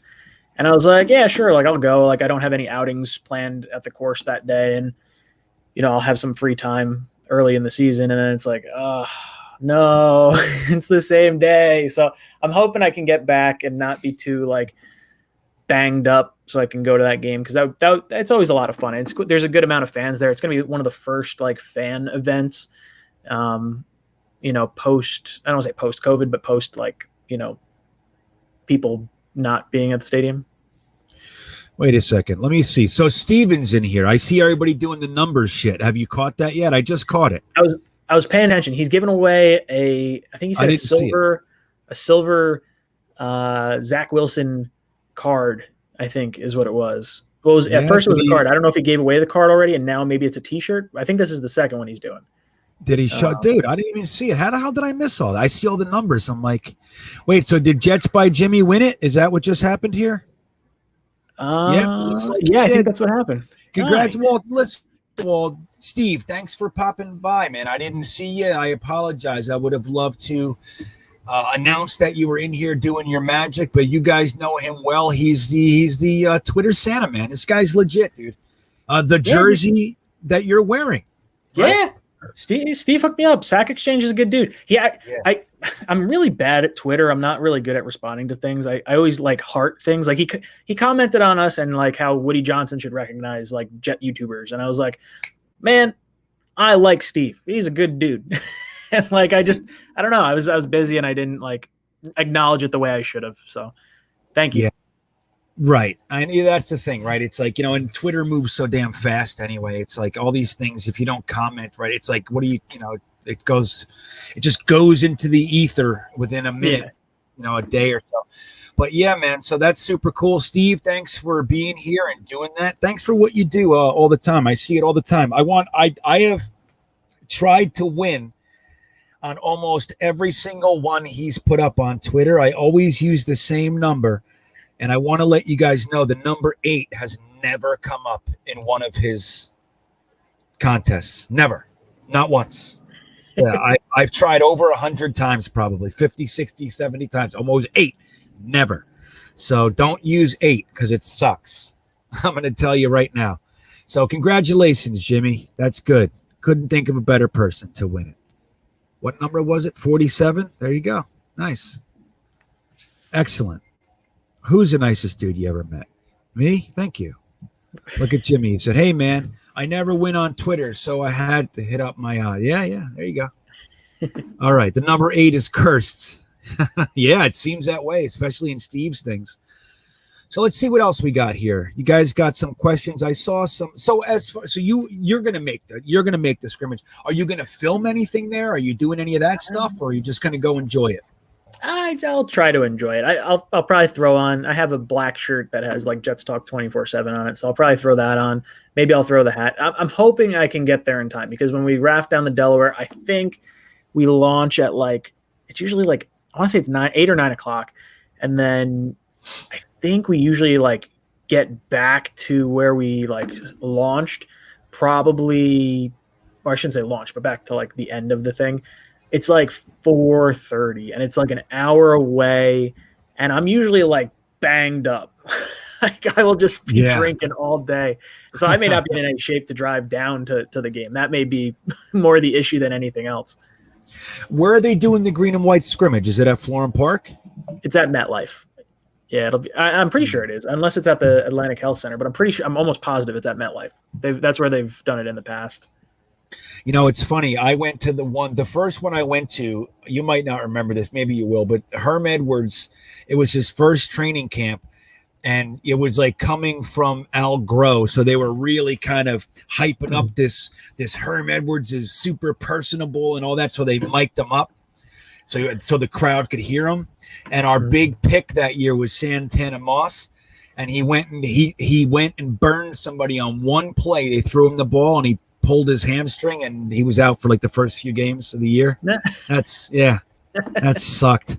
I went to, so it wasn't a green and white scrimmage. I've only been to, I don't know if I went to one or two. But I went to Jets Fest when I was a kid, real young, and my dad takes me in, and Bill Parcells is there. And I don't know if I guess it's his first or second year. Whenever we had Keyshawn, and he's yelling at oh God, I don't even remember who the defensive player was. He's like, "You're like a bull in tall grass. You don't know where the fuck you're going."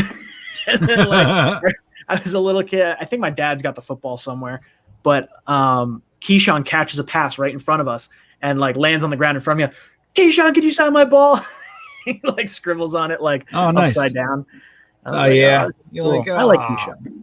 I like Keyshawn too. Yeah, me too, man. I was so upset when they traded him. Now, I wasn't upset when the draft came around, but I was thinking, this is the first receiver. He had 2 Pro Bowl years in a row. We haven't had that in forever, if ever. And we go and trade him. But think about it. We got 2 first-round picks for him. Mm-hmm. And we got a first-round pick for Belichick, and we had our own first-round pick. So that was quite the interesting year. I'm going to see if I can look it up. I think it was on Jetnation. I saw it was a thread about Jamal Adams and his contract situation not going well. And they showed all the players in the last, it might have been 5 or 6 years who have been traded for 2 first-round picks and the contracts that they've signed. And it was enormous. Really? Contract. It's Khalil Mack, Jalen Ramsey, Tunsil.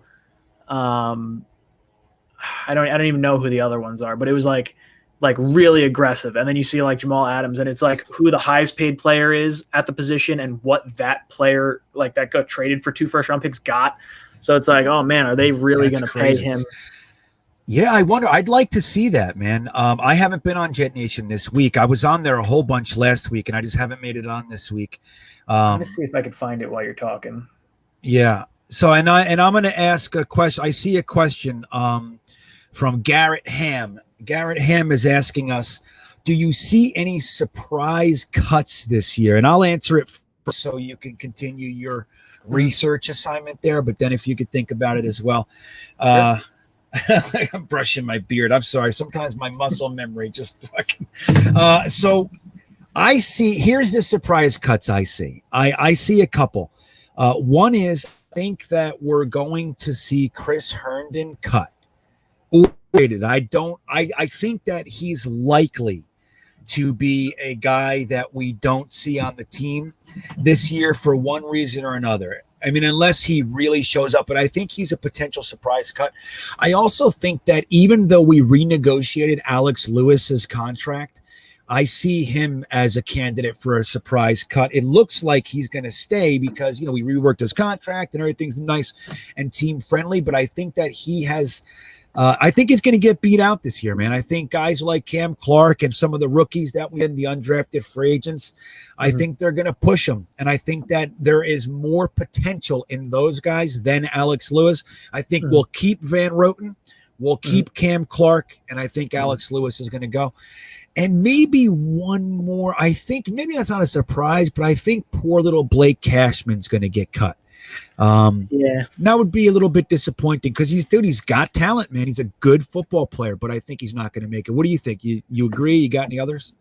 Yeah, I think you're spot on with Herndon. I think I bought into him the last 2 seasons, and he's just really like put me down. I'm not like drafting him in like later parts of my leagues at all. I don't think he's really good. I'll throw another name out there, and I don't know. Maybe it's a year too early. What the hell's his name? I'm drawing a blank. The running back, P. Ryan. P. Ryan's one that I think he'll be on the team this year, but I do think Herndon, I do think Lewis. I thought Lewis should have been cut anyway, so I'm not really like, surprise. Yeah, I wouldn't be surprised by that one. I guess if I had to, I guess Herndon's probably like the one that you hope is not cut and that he does turn it around because he was so exciting his like rookie year, and even then it wasn't like a great year, but it was just like it wasn't. There's a lot of but good I get it. There. But the thing is, he had some very impressive catches. One in particular, everybody talks about that one catch. It's amazing. The guy's riding on his 4th year after really one catch. But yeah, he had talent, and that's the sad thing about it, But I think who was it right here? Piddly Poo has a good little list. He says Herndon Shepard. That's an interesting one. Nathan Shepard. I think that's a real possibility, man, because we've stiffened up that defensive line. And I think Kyle Phillips is going to go before Nathan Shepard. That's what I think. But I think that's a good one. I don't know if Austin is a good one. I don't know if Austin's not going anywhere. I don't think. Yeah, I think they hold on to Austin this year. Next year, I don't think he's necessarily here. He's a free agent after this year, I think. I think this is his 3rd season. Udoga, now that we have depth across the board, if they don't think he's getting anywhere, then I think they'll move on from him because you got Moses, you got Fant, you got Becton, you have AVT who could slide over. I don't think we're going to weaken our offensive line much. Lewis is just one that I do see going, especially with Feeney coming in, and then you have Van Roten and Clark and AVT. Like that seems like a crowded position. Shepard's a good one, though. It is, and I think he's going to have to fight for his position. I think guys let's see who's above Shepard. Like obviously Quinnen Williams, Sheldon Rankins, and Foley Fadukasi are ahead of him. I would say John Franklin Myers is also ahead of him. Now John Franklin Myers has the ability to play outside, but he's more of an interior guy. He's probably going to be playing more 3-tech. And then so I think then it's Nathan Shepard, the rookie kid. What the hell was his name? I always want to say Jonathan Morrison. What was his name? Jonathan Joseph. He was the last one we took, right? I just can't seem to retain his name. It's every day I do it. I think I have it right here, actually. I have it. Jonathan Marshall. Marshall. Arkansas. Morrison. So I think Jonathan Marshall, they didn't use a 6th-round pick on a guy to cut him a minute later, in my opinion. So Kyle Phillips, Nathan Shepard, and I think that those guys are going to be fighting for some last spots there, because don't forget, we also have Ronald Blair on the end. We have Bryce Huff, Jabari Zuniga, John Franklin Myers, Vinnie Curry. Like, there's a lot of guys, man. They stiffen this up, and it's going to be tough. So I think that's a good one. Piddly Poo. Idoga's another possibility. I don't think Austin's going anywhere. As a matter of fact, I think Austin is a little bit of insurance for the Marcus May situation. They're really going to want to see him play well this year, so they do feel more comfortable losing Marcus May. I found that thread. So it was Jetsfan 80 was the one that posted it. Can you share your screen with me? Do you have that? Do you see on the bottom? Does it say share on the bottom for you? Nice. Let me see. I'll share the screen. You just have 2 monitors. I gotta pick one. All right, let's do that. Bam. I think it's. Can you see it?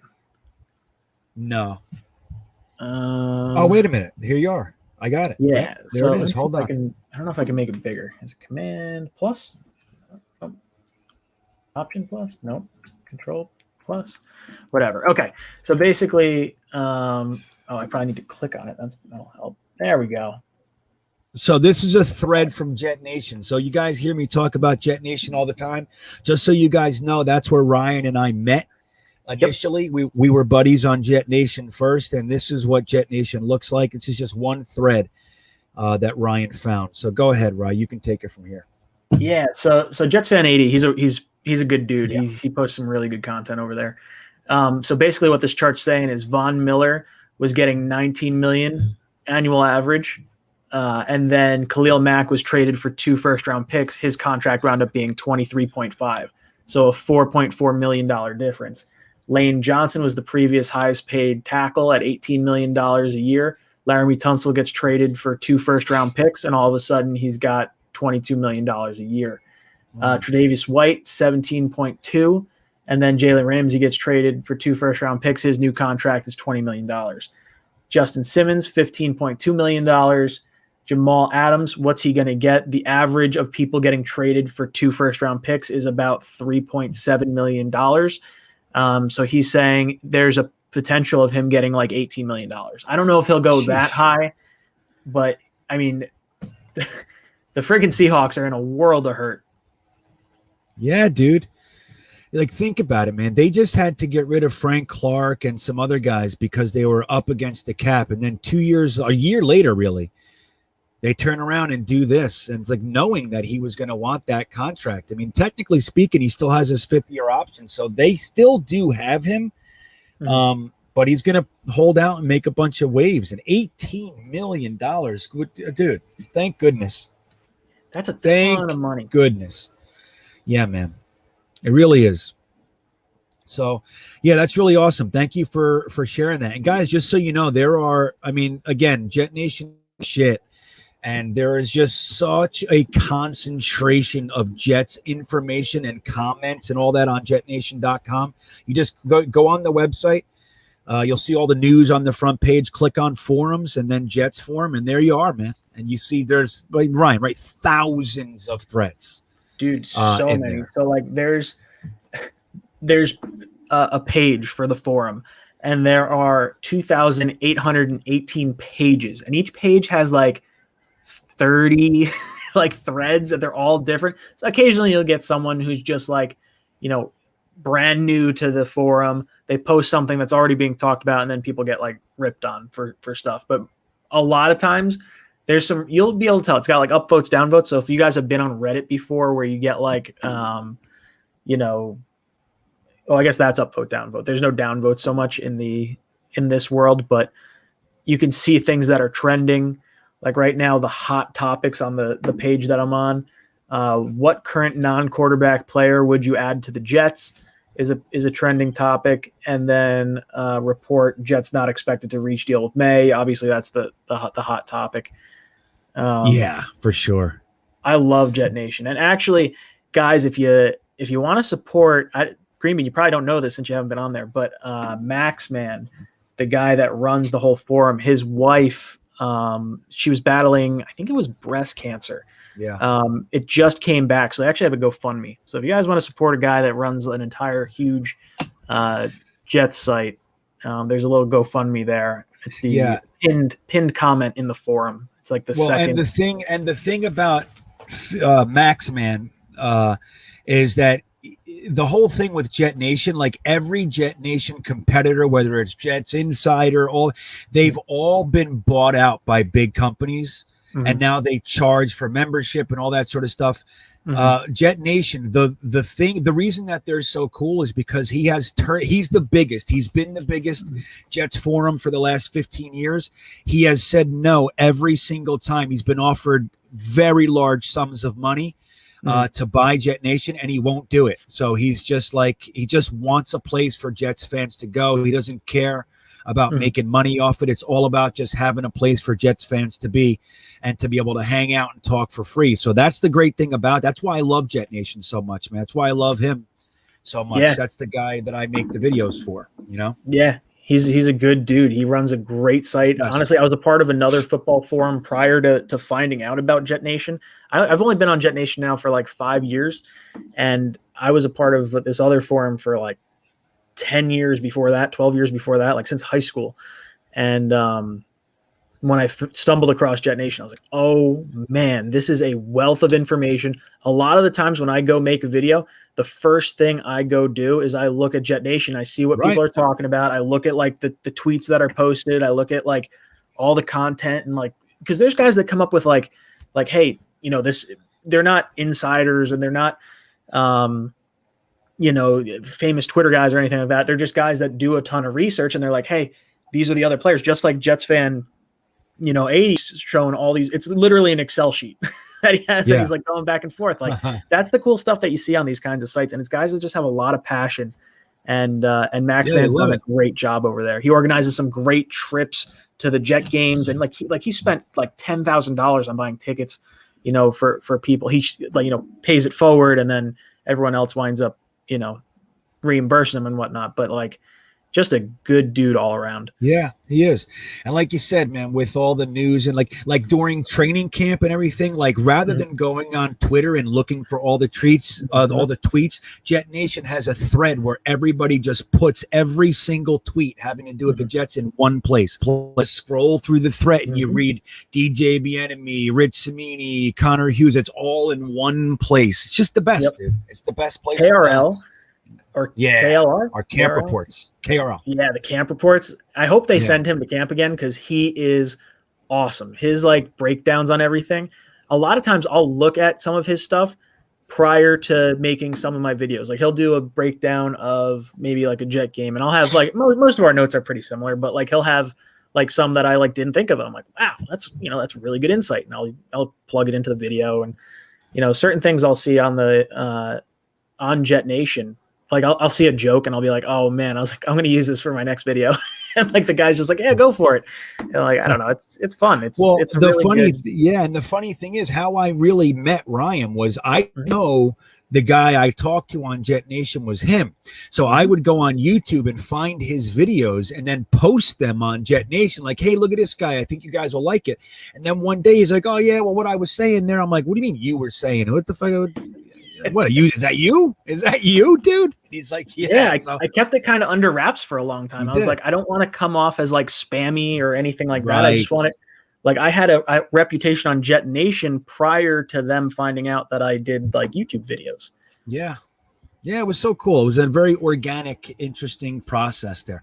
So, yeah, man, if you guys can check out the GoFundMe, he's a good dude, man. So, all right. So we got another super chat from Edward Ziff. Do you think we trade May at the deadline? When all the chips are down, do you think that's going to happen at the trade deadline? What do you think?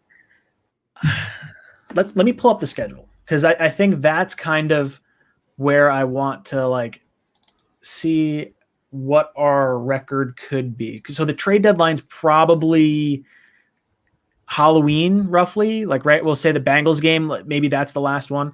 So you got Panthers, Patriots, Broncos, Titans, Falcons, bye week, Patriots, Bengals. So I'm looking there and I'm saying, I mean, I've already said we're going to sweep the Patriots. I'm going to take those two. I don't think Rodgers is going to be in Denver. So I think that is I don't know. We're traveling West Coast. That's probably a loss.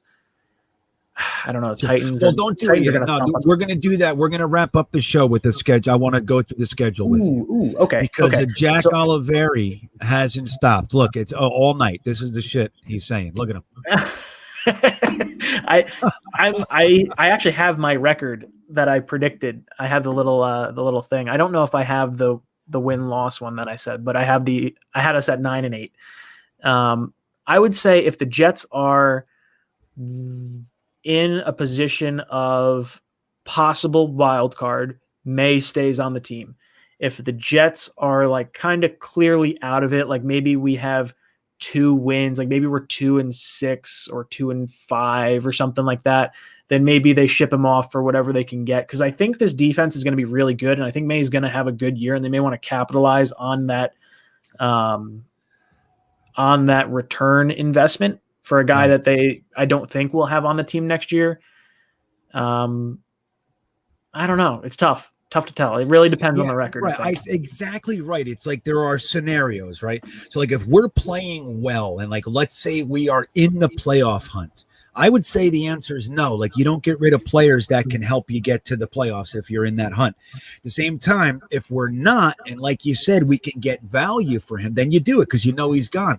But if we are in the playoff hunt and the team is this whole new atmosphere and everybody loves playing together, maybe Marcus May comes around at the end of the year and goes, hey, man, I'd actually like to stay here. This is where I want to be. I want to play for Robert Saleh. He has a great year. We go up a little bit. He comes down a little bit.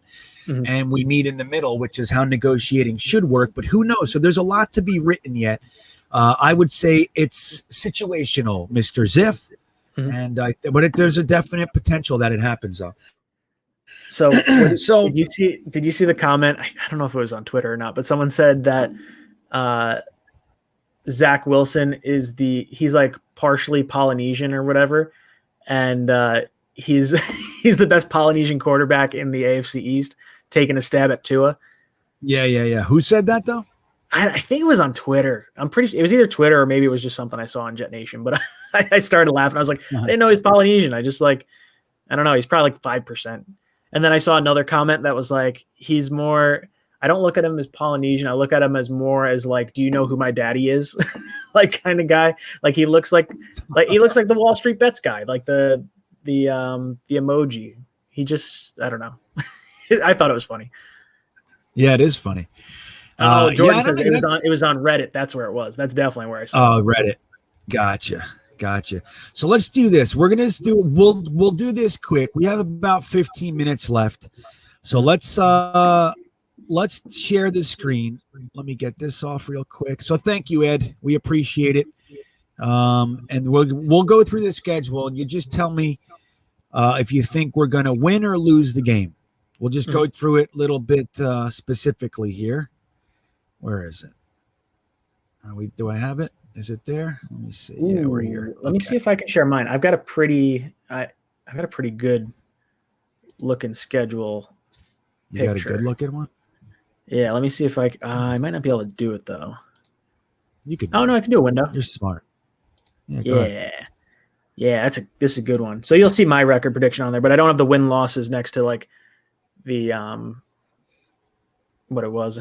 I spelled record wrong. Yeah. You made this? No, I didn't make it. No, it was on. I don't know if it was on Jets Twitter like months ago I don't know, whenever the schedule came out. And I used it in my video. I don't love the way it's laid out because it's like really hard to read. But it basically goes from left to right. Left to right, and then it dips down. Yeah. So Carolina, week 1, September 12th. Jets are on the road. What do you think? I think we're walking out of there with a 35-14 victory. That's what I think. I'll feel more confident about that game once I see Zach Wilson in preseason, I think. Not that preseason should mean a whole lot, but I think this team is going to see him. I think this team is going to be a lot better because of the coaching change. Like, I don't think this team was 2-14 bad last year, based on the talent they had. I think they were 2-14 bad because of the coach they had and because of the motivation of the players. So depending on how that goes, I would say week 1's a coin flip for me. Really? See, I don't know. I just think we're going to go down there and it's going to be like anger season. I mean, not because of like the Sam Darnold, Zach Wilson thing. I think that this team wants to show the world, like, from the word go, we're not the Jets that you guys think we are. That would be Carl awesome. Lawson. Yeah, and Sam Darnold, dude, he's known, with all respect to our boy, you know, I like him and all that stuff, but he doesn't do too well with pressure. And we got Quinnen Williams going against, Paradis and those boys up front, little bit older line there. I think we're going to do pretty well. Against them. And Sam's going to take a minute to settle in down there and get used to his weapons, so to speak. And look, man, one of his main weapons is Robbie Anderson, and we've seen him. He's had difficulty hitting him. So let's see how it goes. But I think we're going to win that one. So, and you said we're going to sweep. So right now, so you say what? What's your final offer? I want to see what you come up with here. I know you said 9-8. We're gonna talk about it. No. For each game. So I know you said 9-8, but let's just go through it tonight and see if you come up with something different as we're all talking about it. All right. Let me keep track of it right here. So I'm gonna say, I think with Sam and with Robbie and with God, who's their head coach? I think it's like a revenge game almost, but it's weird because it's not a revenge game because none of the guys that were in place really, I mean, aside from Douglas, I guess, moving on from him, like, are there? I'm really torn on it. I have a hard time. You think new head coach, new offensive coordinator, new defense, rookie quarterback. I'm penciling it in as a loss. I really am. I mean, but that said, if we do well in preseason and Zach Wilson looks like the game's not too big for him, then yeah, I think Sam in a new offense could definitely struggle and the Jets could get a win. All right. So you're saying win for tonight. I could say a win if you want to say a win. I have it down as a loss. I don't want. I'm just trying to figure out what you're saying. I'm saying it's a loss. Oh, okay. You're saying it's a loss. Yeah. Okay. So he thinks we're going to lose. You see that, Jack Oliveri? What's this guy talking about? Okay, so you say we're going to sweep the Patriots. So September 19th, You think that you'll be at that game, you said, right? Yep, I'll be at that game. I think it's the first time Jet fans are going to be in MetLife Stadium in like a year and a half, 2 years. And then division rival, you get the new head coach, you get the quarterback. If the Jets can win week 1, there is like a really good shot that I think the Jets could go into week 4, 3-0, and like really have an interesting game against the Titans. I don't think we win that game, but I do think that if we win week 1, I think we could go on a little bit of a roll for the first 3 weeks. Yeah, I think so too. So that's interesting. So the Patriots is a win. So we're 1-1. You got the Broncos. You think we're going to win. So that's 2-1 Jets. That's not a bad start right there. So that I have the Broncos down as a win if we win week 1. I don't like the Jets going lose week 1. Yeah, it's just kind of weird because like I think the Jets would get hot, or maybe they get hot for week 1, week 2, and then week 3 they wind up losing. I don't like West Coast games. That's more my thing than anything else. I think we lose that game because we have to travel. Oh man, damn! So we're 1-2 coming out of the first 3 weeks with Ryan at the helm here. Okay, so the Titans. And honestly, it's like it doesn't get better with the Titans and Falcons either. It's like, oh damn it! It's frustrating. The Jets need to come out hot to stay in any kind of race, I think. Yeah, so we're losing against the Titans. That means we're 1-3. You think we're going to London and losing to the Falcons too, huh? Not necessarily. I think it's tough. I think the Falcons are a better team than where they finished last year.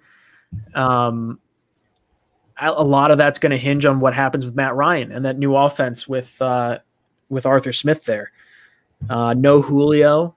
Will the Jets be able to stop Kyle Pitts? I don't know. It's a really interesting dynamic. Do you think it's weird that like the Jets didn't play in London until Woody Johnson was back? Do you think that was by design? Maybe. It could be. So we only, there are 32 teams, you know what I mean? So it's cyclically, but I think there might have been something to that. Like, hey man, the owner of this team is working here. Let's not, he has influence, maybe to make an unfair advantage somehow. Not that he could. Woody's kind of, Yeah. I don't know. What do you think about the Falcon game? I think it all hinges on Matt Ryan. I think if Matt Ryan has is the Matt Ryan of old, then we lose. I think if Matt Ryan is now hitting his decline, then I could see a win. I don't think I think that's as 50-50 for me as like, I guess as like the Panther game. The Panthers, I think, are a worse team than the Falcons, but I think not knowing what Matt Ryan is a big wild card. Yeah. Well, I don't disagree, but here's where my X factor is. I know a lot of people were high on him, but I'm not a big Arthur Smith fan. I don't think he's all that creative. I think that he had Derrick Henry, and that's basically all he did last year. And we saw when teams were able to stop Derrick Henry, they were able to stop Carolina. He wasn't able to figure out what to do without him. Now, it doesn't mean he's a terrible offensive coordinator, but I think that if you can stymie his main asset, I think that he's capable of kind of getting really stale and dry. And I think Matt Ryan is getting older, dude. And I love Kyle Pitts. You know that.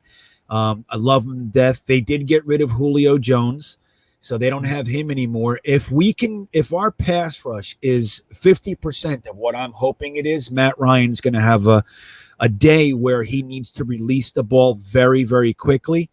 And I think that's in our favor, I'm okay calling this a win. That's an interesting thought because he's a statue in the pocket. He's not mobile. I don't see him as mobile, at least. Like he's a year older. Him to me is like a sort of a Phillip Rivers type of mobile. Like not a total statue, but certainly one of the more statue-esque quarterbacks left in the NFL. Yeah, right. He is, man. And I happen to like Matt Ryan. I think it's really a shame because he's been this mainstay and at a high level, man. He's played at a high level almost every year of his career, yet they haven't been able to put it together for him. But that all said, he doesn't do well when under legitimate pressure. He tends to fold and make mistakes. And all that. So I think that I think we're going to win. That's what I think. I think we have a very strong London presence. We have lots of UK Jets fan clubs. I'm talking to a lot of them. And I think we're going to have a lot of energy in that stadium where the Falcons don't. And I think that we're going to surprise the world and beat the hell out of Matt Ryan. That's what I think. Kyle Pitts can ruin our day, though. Let me tell you that, man. If they design the entire offense around Kyle Pitts in a very similar way that he designed the whole offense around Derrick Henry, his best player, we're going to have to figure out a way to stop him. The good news is C.J. Mosley is very good in coverage. He's very smart in that area where I think they're going to try to get Kyle Pitts going because they're going to have to make it quick. So anyway, I think it's going to be good, but I see us coming out with a win. Where do you come down? You think you're tossing it up for tonight? I'll put a win. What do you call it? Okay, so that would be 2 and 3. Win. I think you've convinced me with the win, and that gets me excited because I really, really think if the Jets can come out, win against Sam Darnold, win in the home opener against the Patriots, I think they're going to go into Denver, and I think they're going to smack around Drew Lock. I don't think Aaron Rodgers is getting traded over there. Well, they have Bridgewater too. You think Teddy's starting or what? I'm not afraid of Teddy though. That's the thing. Like whether it's Teddy or Locke, I think either way, the Jets, if they can win week 1 and week 2, then that means they're a little more legit than people thought. And I think we're at least on the same level as the Broncos, if not in a better situation. I do think we lose to the Titans. I think they're one of the 4 best teams in the AFC. And then you're talking possibly 4-1 heading into the bye then. If it works out that way. Now I have us down that way. You have us at 2 and 3. I have us at 2-3. Yeah. 2-3 going into the bye, but you said earlier we're going to sweep the Pats, so we come out of the bye and we get a win. So that would be 3-3. Yep. Half at week 6. That's still not bad. It's an ugly way to get there. It's fear. It's filled with fear and lots of negative reporting. But 3-3 is still 3-3. So what do you think on Halloween when we go into? Oh no, they're coming to us, aren't they? Oh yeah, and I'm going to that game. I'll be there. Nice. And we don't lose games that I go to. No, that's not true. I've been to so many games. Hey man, Yo, I wish it was what's like up, that for dude? me. What's up, Ali? No, Jets are beating the Bengals. I think Carl Lawson tries to tee off on Burrow a little bit. I think the Jets are in a good spot. I don't think the Bengals are very good. Yeah, nor do I. And I think that they're already showing that.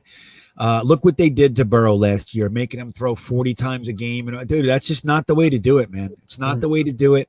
And I didn't like that. And I thought them not drafting Penei Sewell was silliness last year.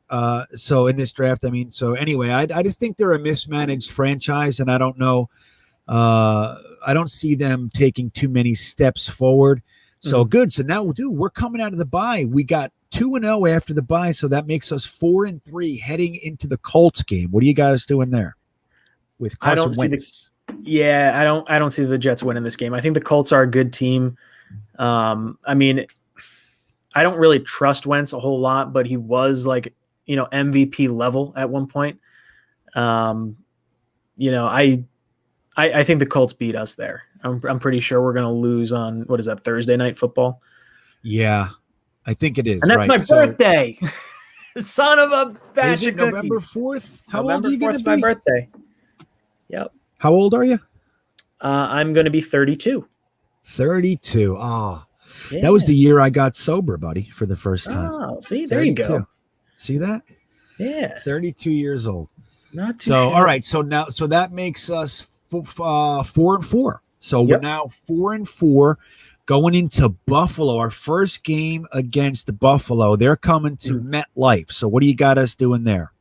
That's going to be a loss. The Bills are the Bills are the team I'm picking to go to the Super Bowl this year. Like, at least AFC Championship game. I think it's going to be them and the Chiefs again, and I think the Bills finally get over that hump. I think they're really good. Josh Allen's a top 5 quarterback in this league. As much as I don't want to admit it, and I was ragging on him like prior to last year, the dude's legit. That team is really good. Yeah. So, all right, it's a loss. Now, it's funny. In a similar capacity to my feelings on Leonard Williams, I think they're going to come crashing to earth. That's just what I think, and I hope I'm right because I hate them. But you got a good point. So you're saying, so now we're 4-5.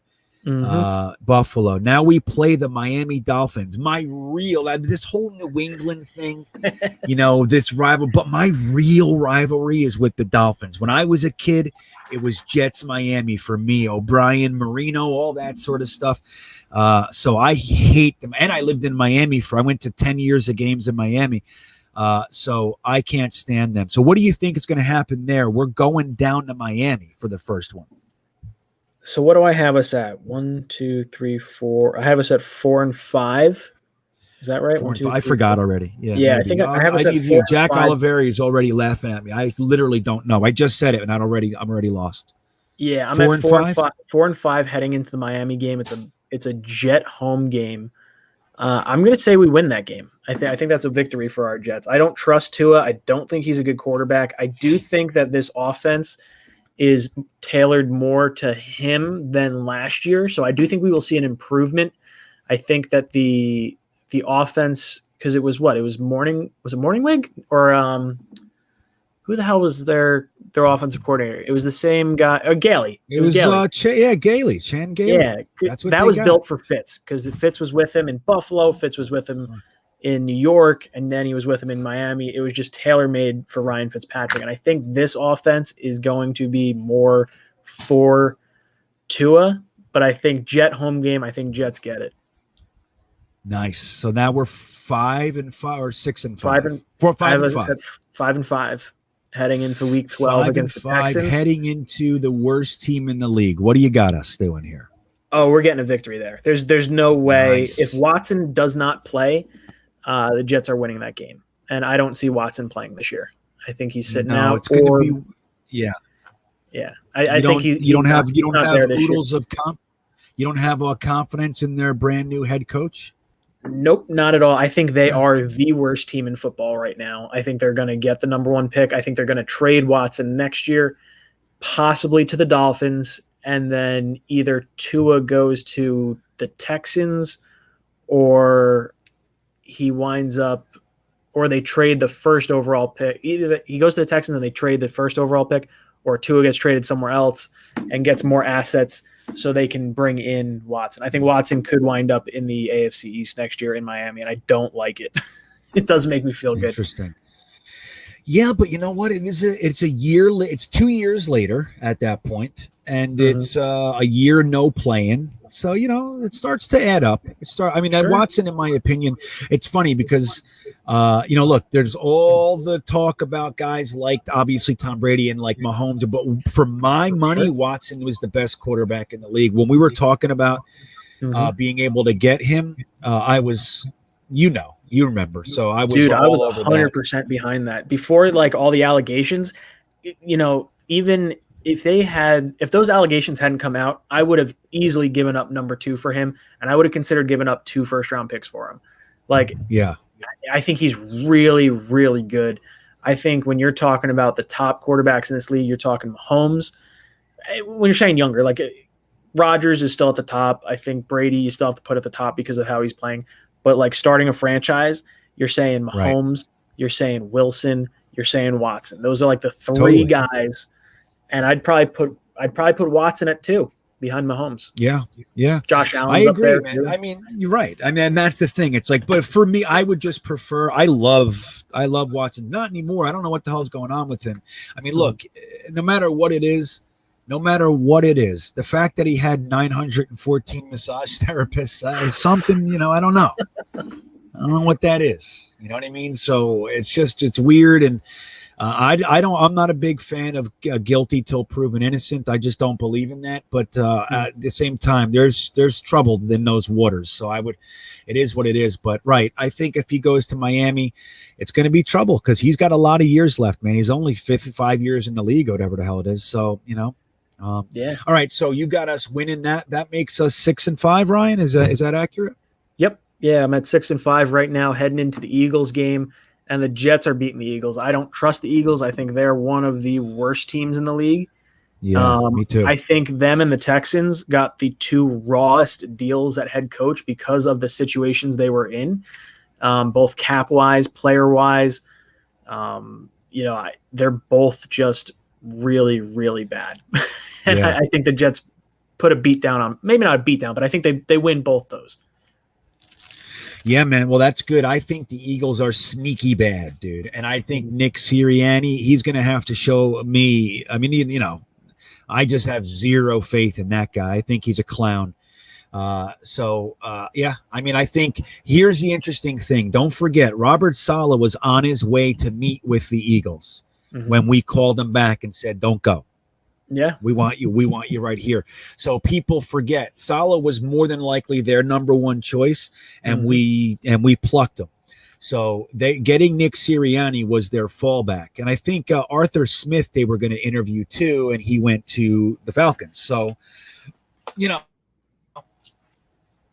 they didn't get their first choice at head coach. I don't know what the hell's going on. But, Rossman wanted somebody that would be a yes man.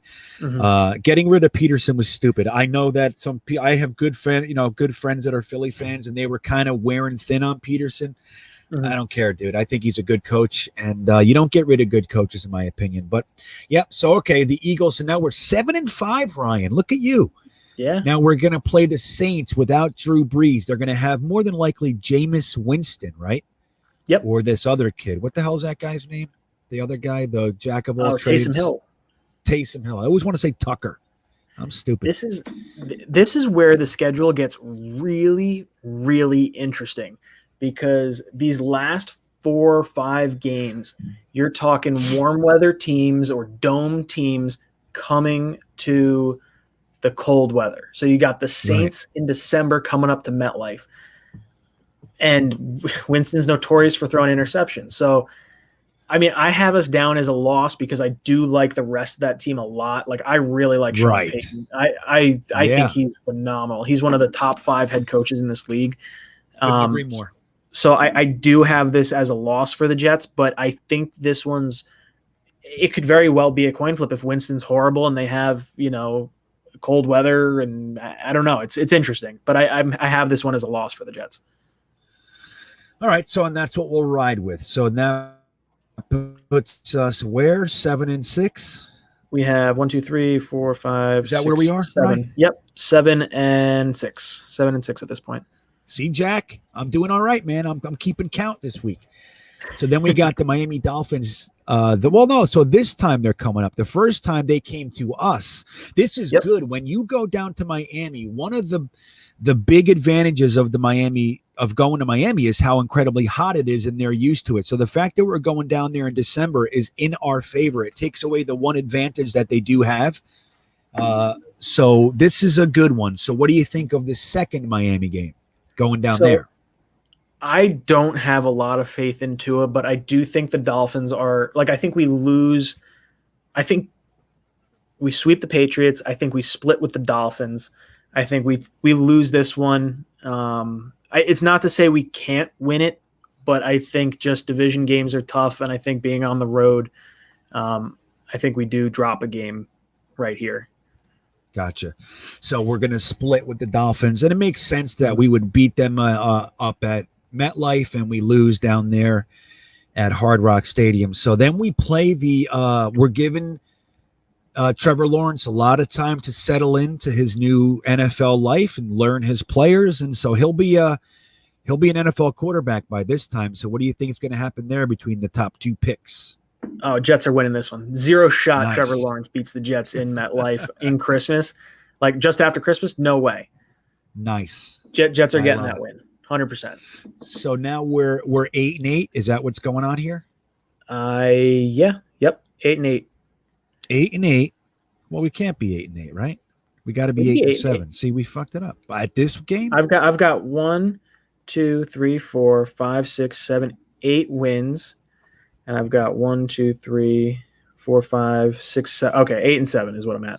8 and 7. Okay, see, that's me. That's my disease. I just do that every single time. Dude, especially complicated stuff like this. So now we go into we're going in. Yeah, week 17.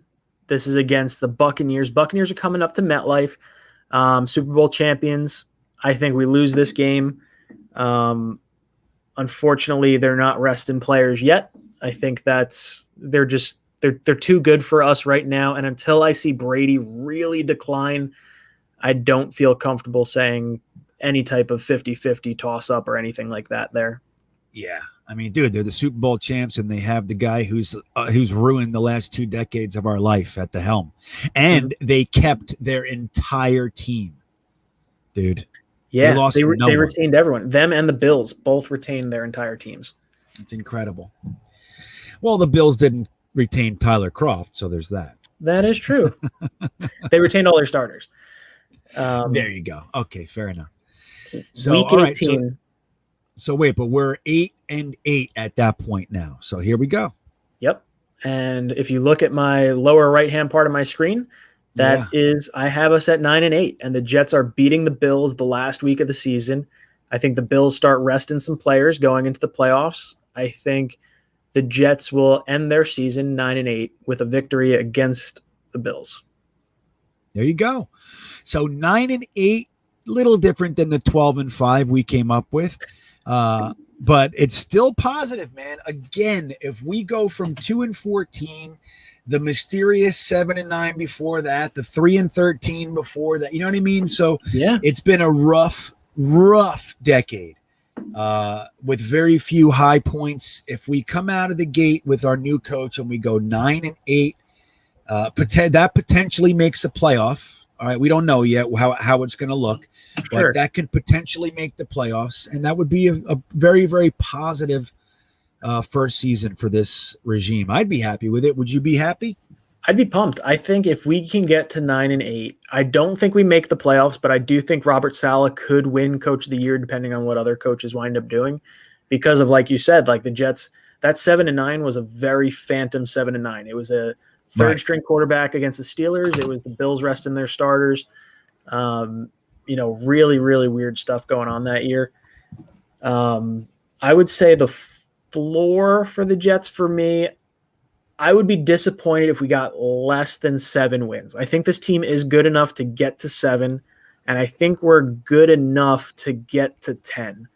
I don't know if we'll get there. I think 9-8 for me is an optimistic season, but attainable. And then going into next year, we're going to be looked at as one of the top destinations for players because of how this team rebounded from having the 2nd overall pick. Yeah. See, I think that makes a lot of sense. It really does. I can justify going in different directions for all these games, but the truth is that if we have anything in abundance, it's question marks right now. So for the off season, I choose and I enjoy taking the positive side of these questions. But the truth is that they're questions, man. We don't know what Bryce Hall is in his 2nd year. We don't know who's starting at the other cornerback. We have CJ Mosley coming. Yeah. How's Mosley? Right. Right. Is Jared Davis going to bounce back for his career? Was it Matt Patricia? Is Ulbricht and Salah going to be able to revitalize him? Who is Elijah Moore? What is Zach Wilson? Is Mims? So our offensive line is AVT and NFL guard. We like to think he is, but how many 1st-round pick guards bust, dude? I mean, tons. Yeah. So, and believe me, every team that grabbed a guard in the first 20 picks thought they had their guard for the next 10 years. So, and we just traded 3 picks. We used 3 picks to attain this guy. So, I mean, we like to think but we don't know. We don't know if Becton's going to stay healthy. We don't know anything. Sure. We don't even know who's playing right guard. So we have a lot of questions. We have reason to be excited, but there's a lot of questions here, man. So, look, dude, I appreciate you being here. Ryan came up with 9-8, everybody. I think that's pretty good. I think that's a little bit more realistic. And like you said, I think the key word was it's attainable. This is realistic and very positive. It's positive but realistic. 12-5 is maybe a little bit, maybe a little bit of a pipe dream. Yeah, considering it would be the best record we've ever had. So, yeah. All right. Well, guys, look, man, I want to thank you for being here. Let's thank Ryan. Ryan is the shit. He is back. So Ryan, correct me if I'm wrong. We are starting the Talking Jets panel Leary on the 27th. Is that right? Correct. Training camp starts on the 27th. We will be live 8 o'clock to 10 o'clock over on my channel for Talking Jets. Bringing it back. Yeah, it's going to be exciting to get back together with you two. Anything else you want to let anybody know that you're doing? You got anything coming up before, besides that? Nah, not really. I mean, I'm going to be giving away 2 tickets to the week 2 home opener to the Jets. All you have to do is just leave a comment in any one of my videos that I've made since, I don't know, probably beginning of July or whatever. If you want some bonus points and you want to, get double, triple, quadruple entered, if you share the video, get some guys to follow the channel. Basically just trying to grow the following as best I can and give back to the, everyone watching and having fun with us. So 2 tickets up for grabs. And that was for opening day. Opening day. Yep. They're not, admittedly not the best tickets. They're going to be upper deck, but it'll be fun. Yeah. What do they want? What do they want? Fucking press passes and stuff, man. On field tickets. Forget that. Yeah. I run a YouTube channel. I'm not making millions. That's right, man. I think that's awesome. So guys, don't forget, Ryan is giving away 2 opening day tickets on his channel. Go over there and see the specifics that I already forgot about. So you gotta touch base. You gotta remind yourself of stuff. You know what I mean? So, look, man, I really appreciate you being here. It's like butter talking with you, man. It's just, it's easy breezy, lemon squeezy. So, I'm grateful that you're here, and I appreciate it, man. And I hope that you have a great week and everything. And I look forward to working with you and Matt again on the panel. It's going to be great. Yeah, dude, absolutely. Thank you so much for having me on. When I got the text like, hey, you want to come on Thursday night? I was like, oh man, I get to hang out with GreenBean. Yeah, I felt excited. The same way. I know. I thought there was at least a good chance I can't, man. I would have said, okay, I get it. But I was excited that you said yes. So this was This was killer, man. I was looking forward to it. So thanks again, man. And guys, thank you all for coming. We obviously appreciate you being here. Best chat in the world. You guys are the absolute best. And I had a good time. Hopefully we answered the questions that were most important for you guys. And thanks again. We will see you next time when I do the thing. Have a good night, everybody.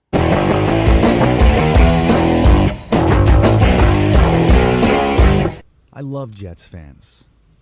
You name one other organization that deals with the shit that we deal with and is still this passionate. Sure, you got the little segments, the dog pound. But look at the Patriots fans. They just had 20 years of there are kids, there are 20, 21-year-old, 25-year-old people in this world that are Patriots fans who have never known losing. Never in their entire lifetime. They were born into this Belichick-Brady thing, and they have consistently won. They've won 6 Super Bowls. They've been to 9 or whatever it is. And then when they didn't get in there, they were the AFC Championship game or the semifinals or whatever. And what happens the year that Tom Brady leaves? Dude, you have droves of people leaving the Patriots. These are diehard Pats fans. This is what they have. Diehard Pats fans going to be Tampa Bay Buccaneers fans. Why? Because I'm a fucking fan of Tom Brady. Bullshit. What is that?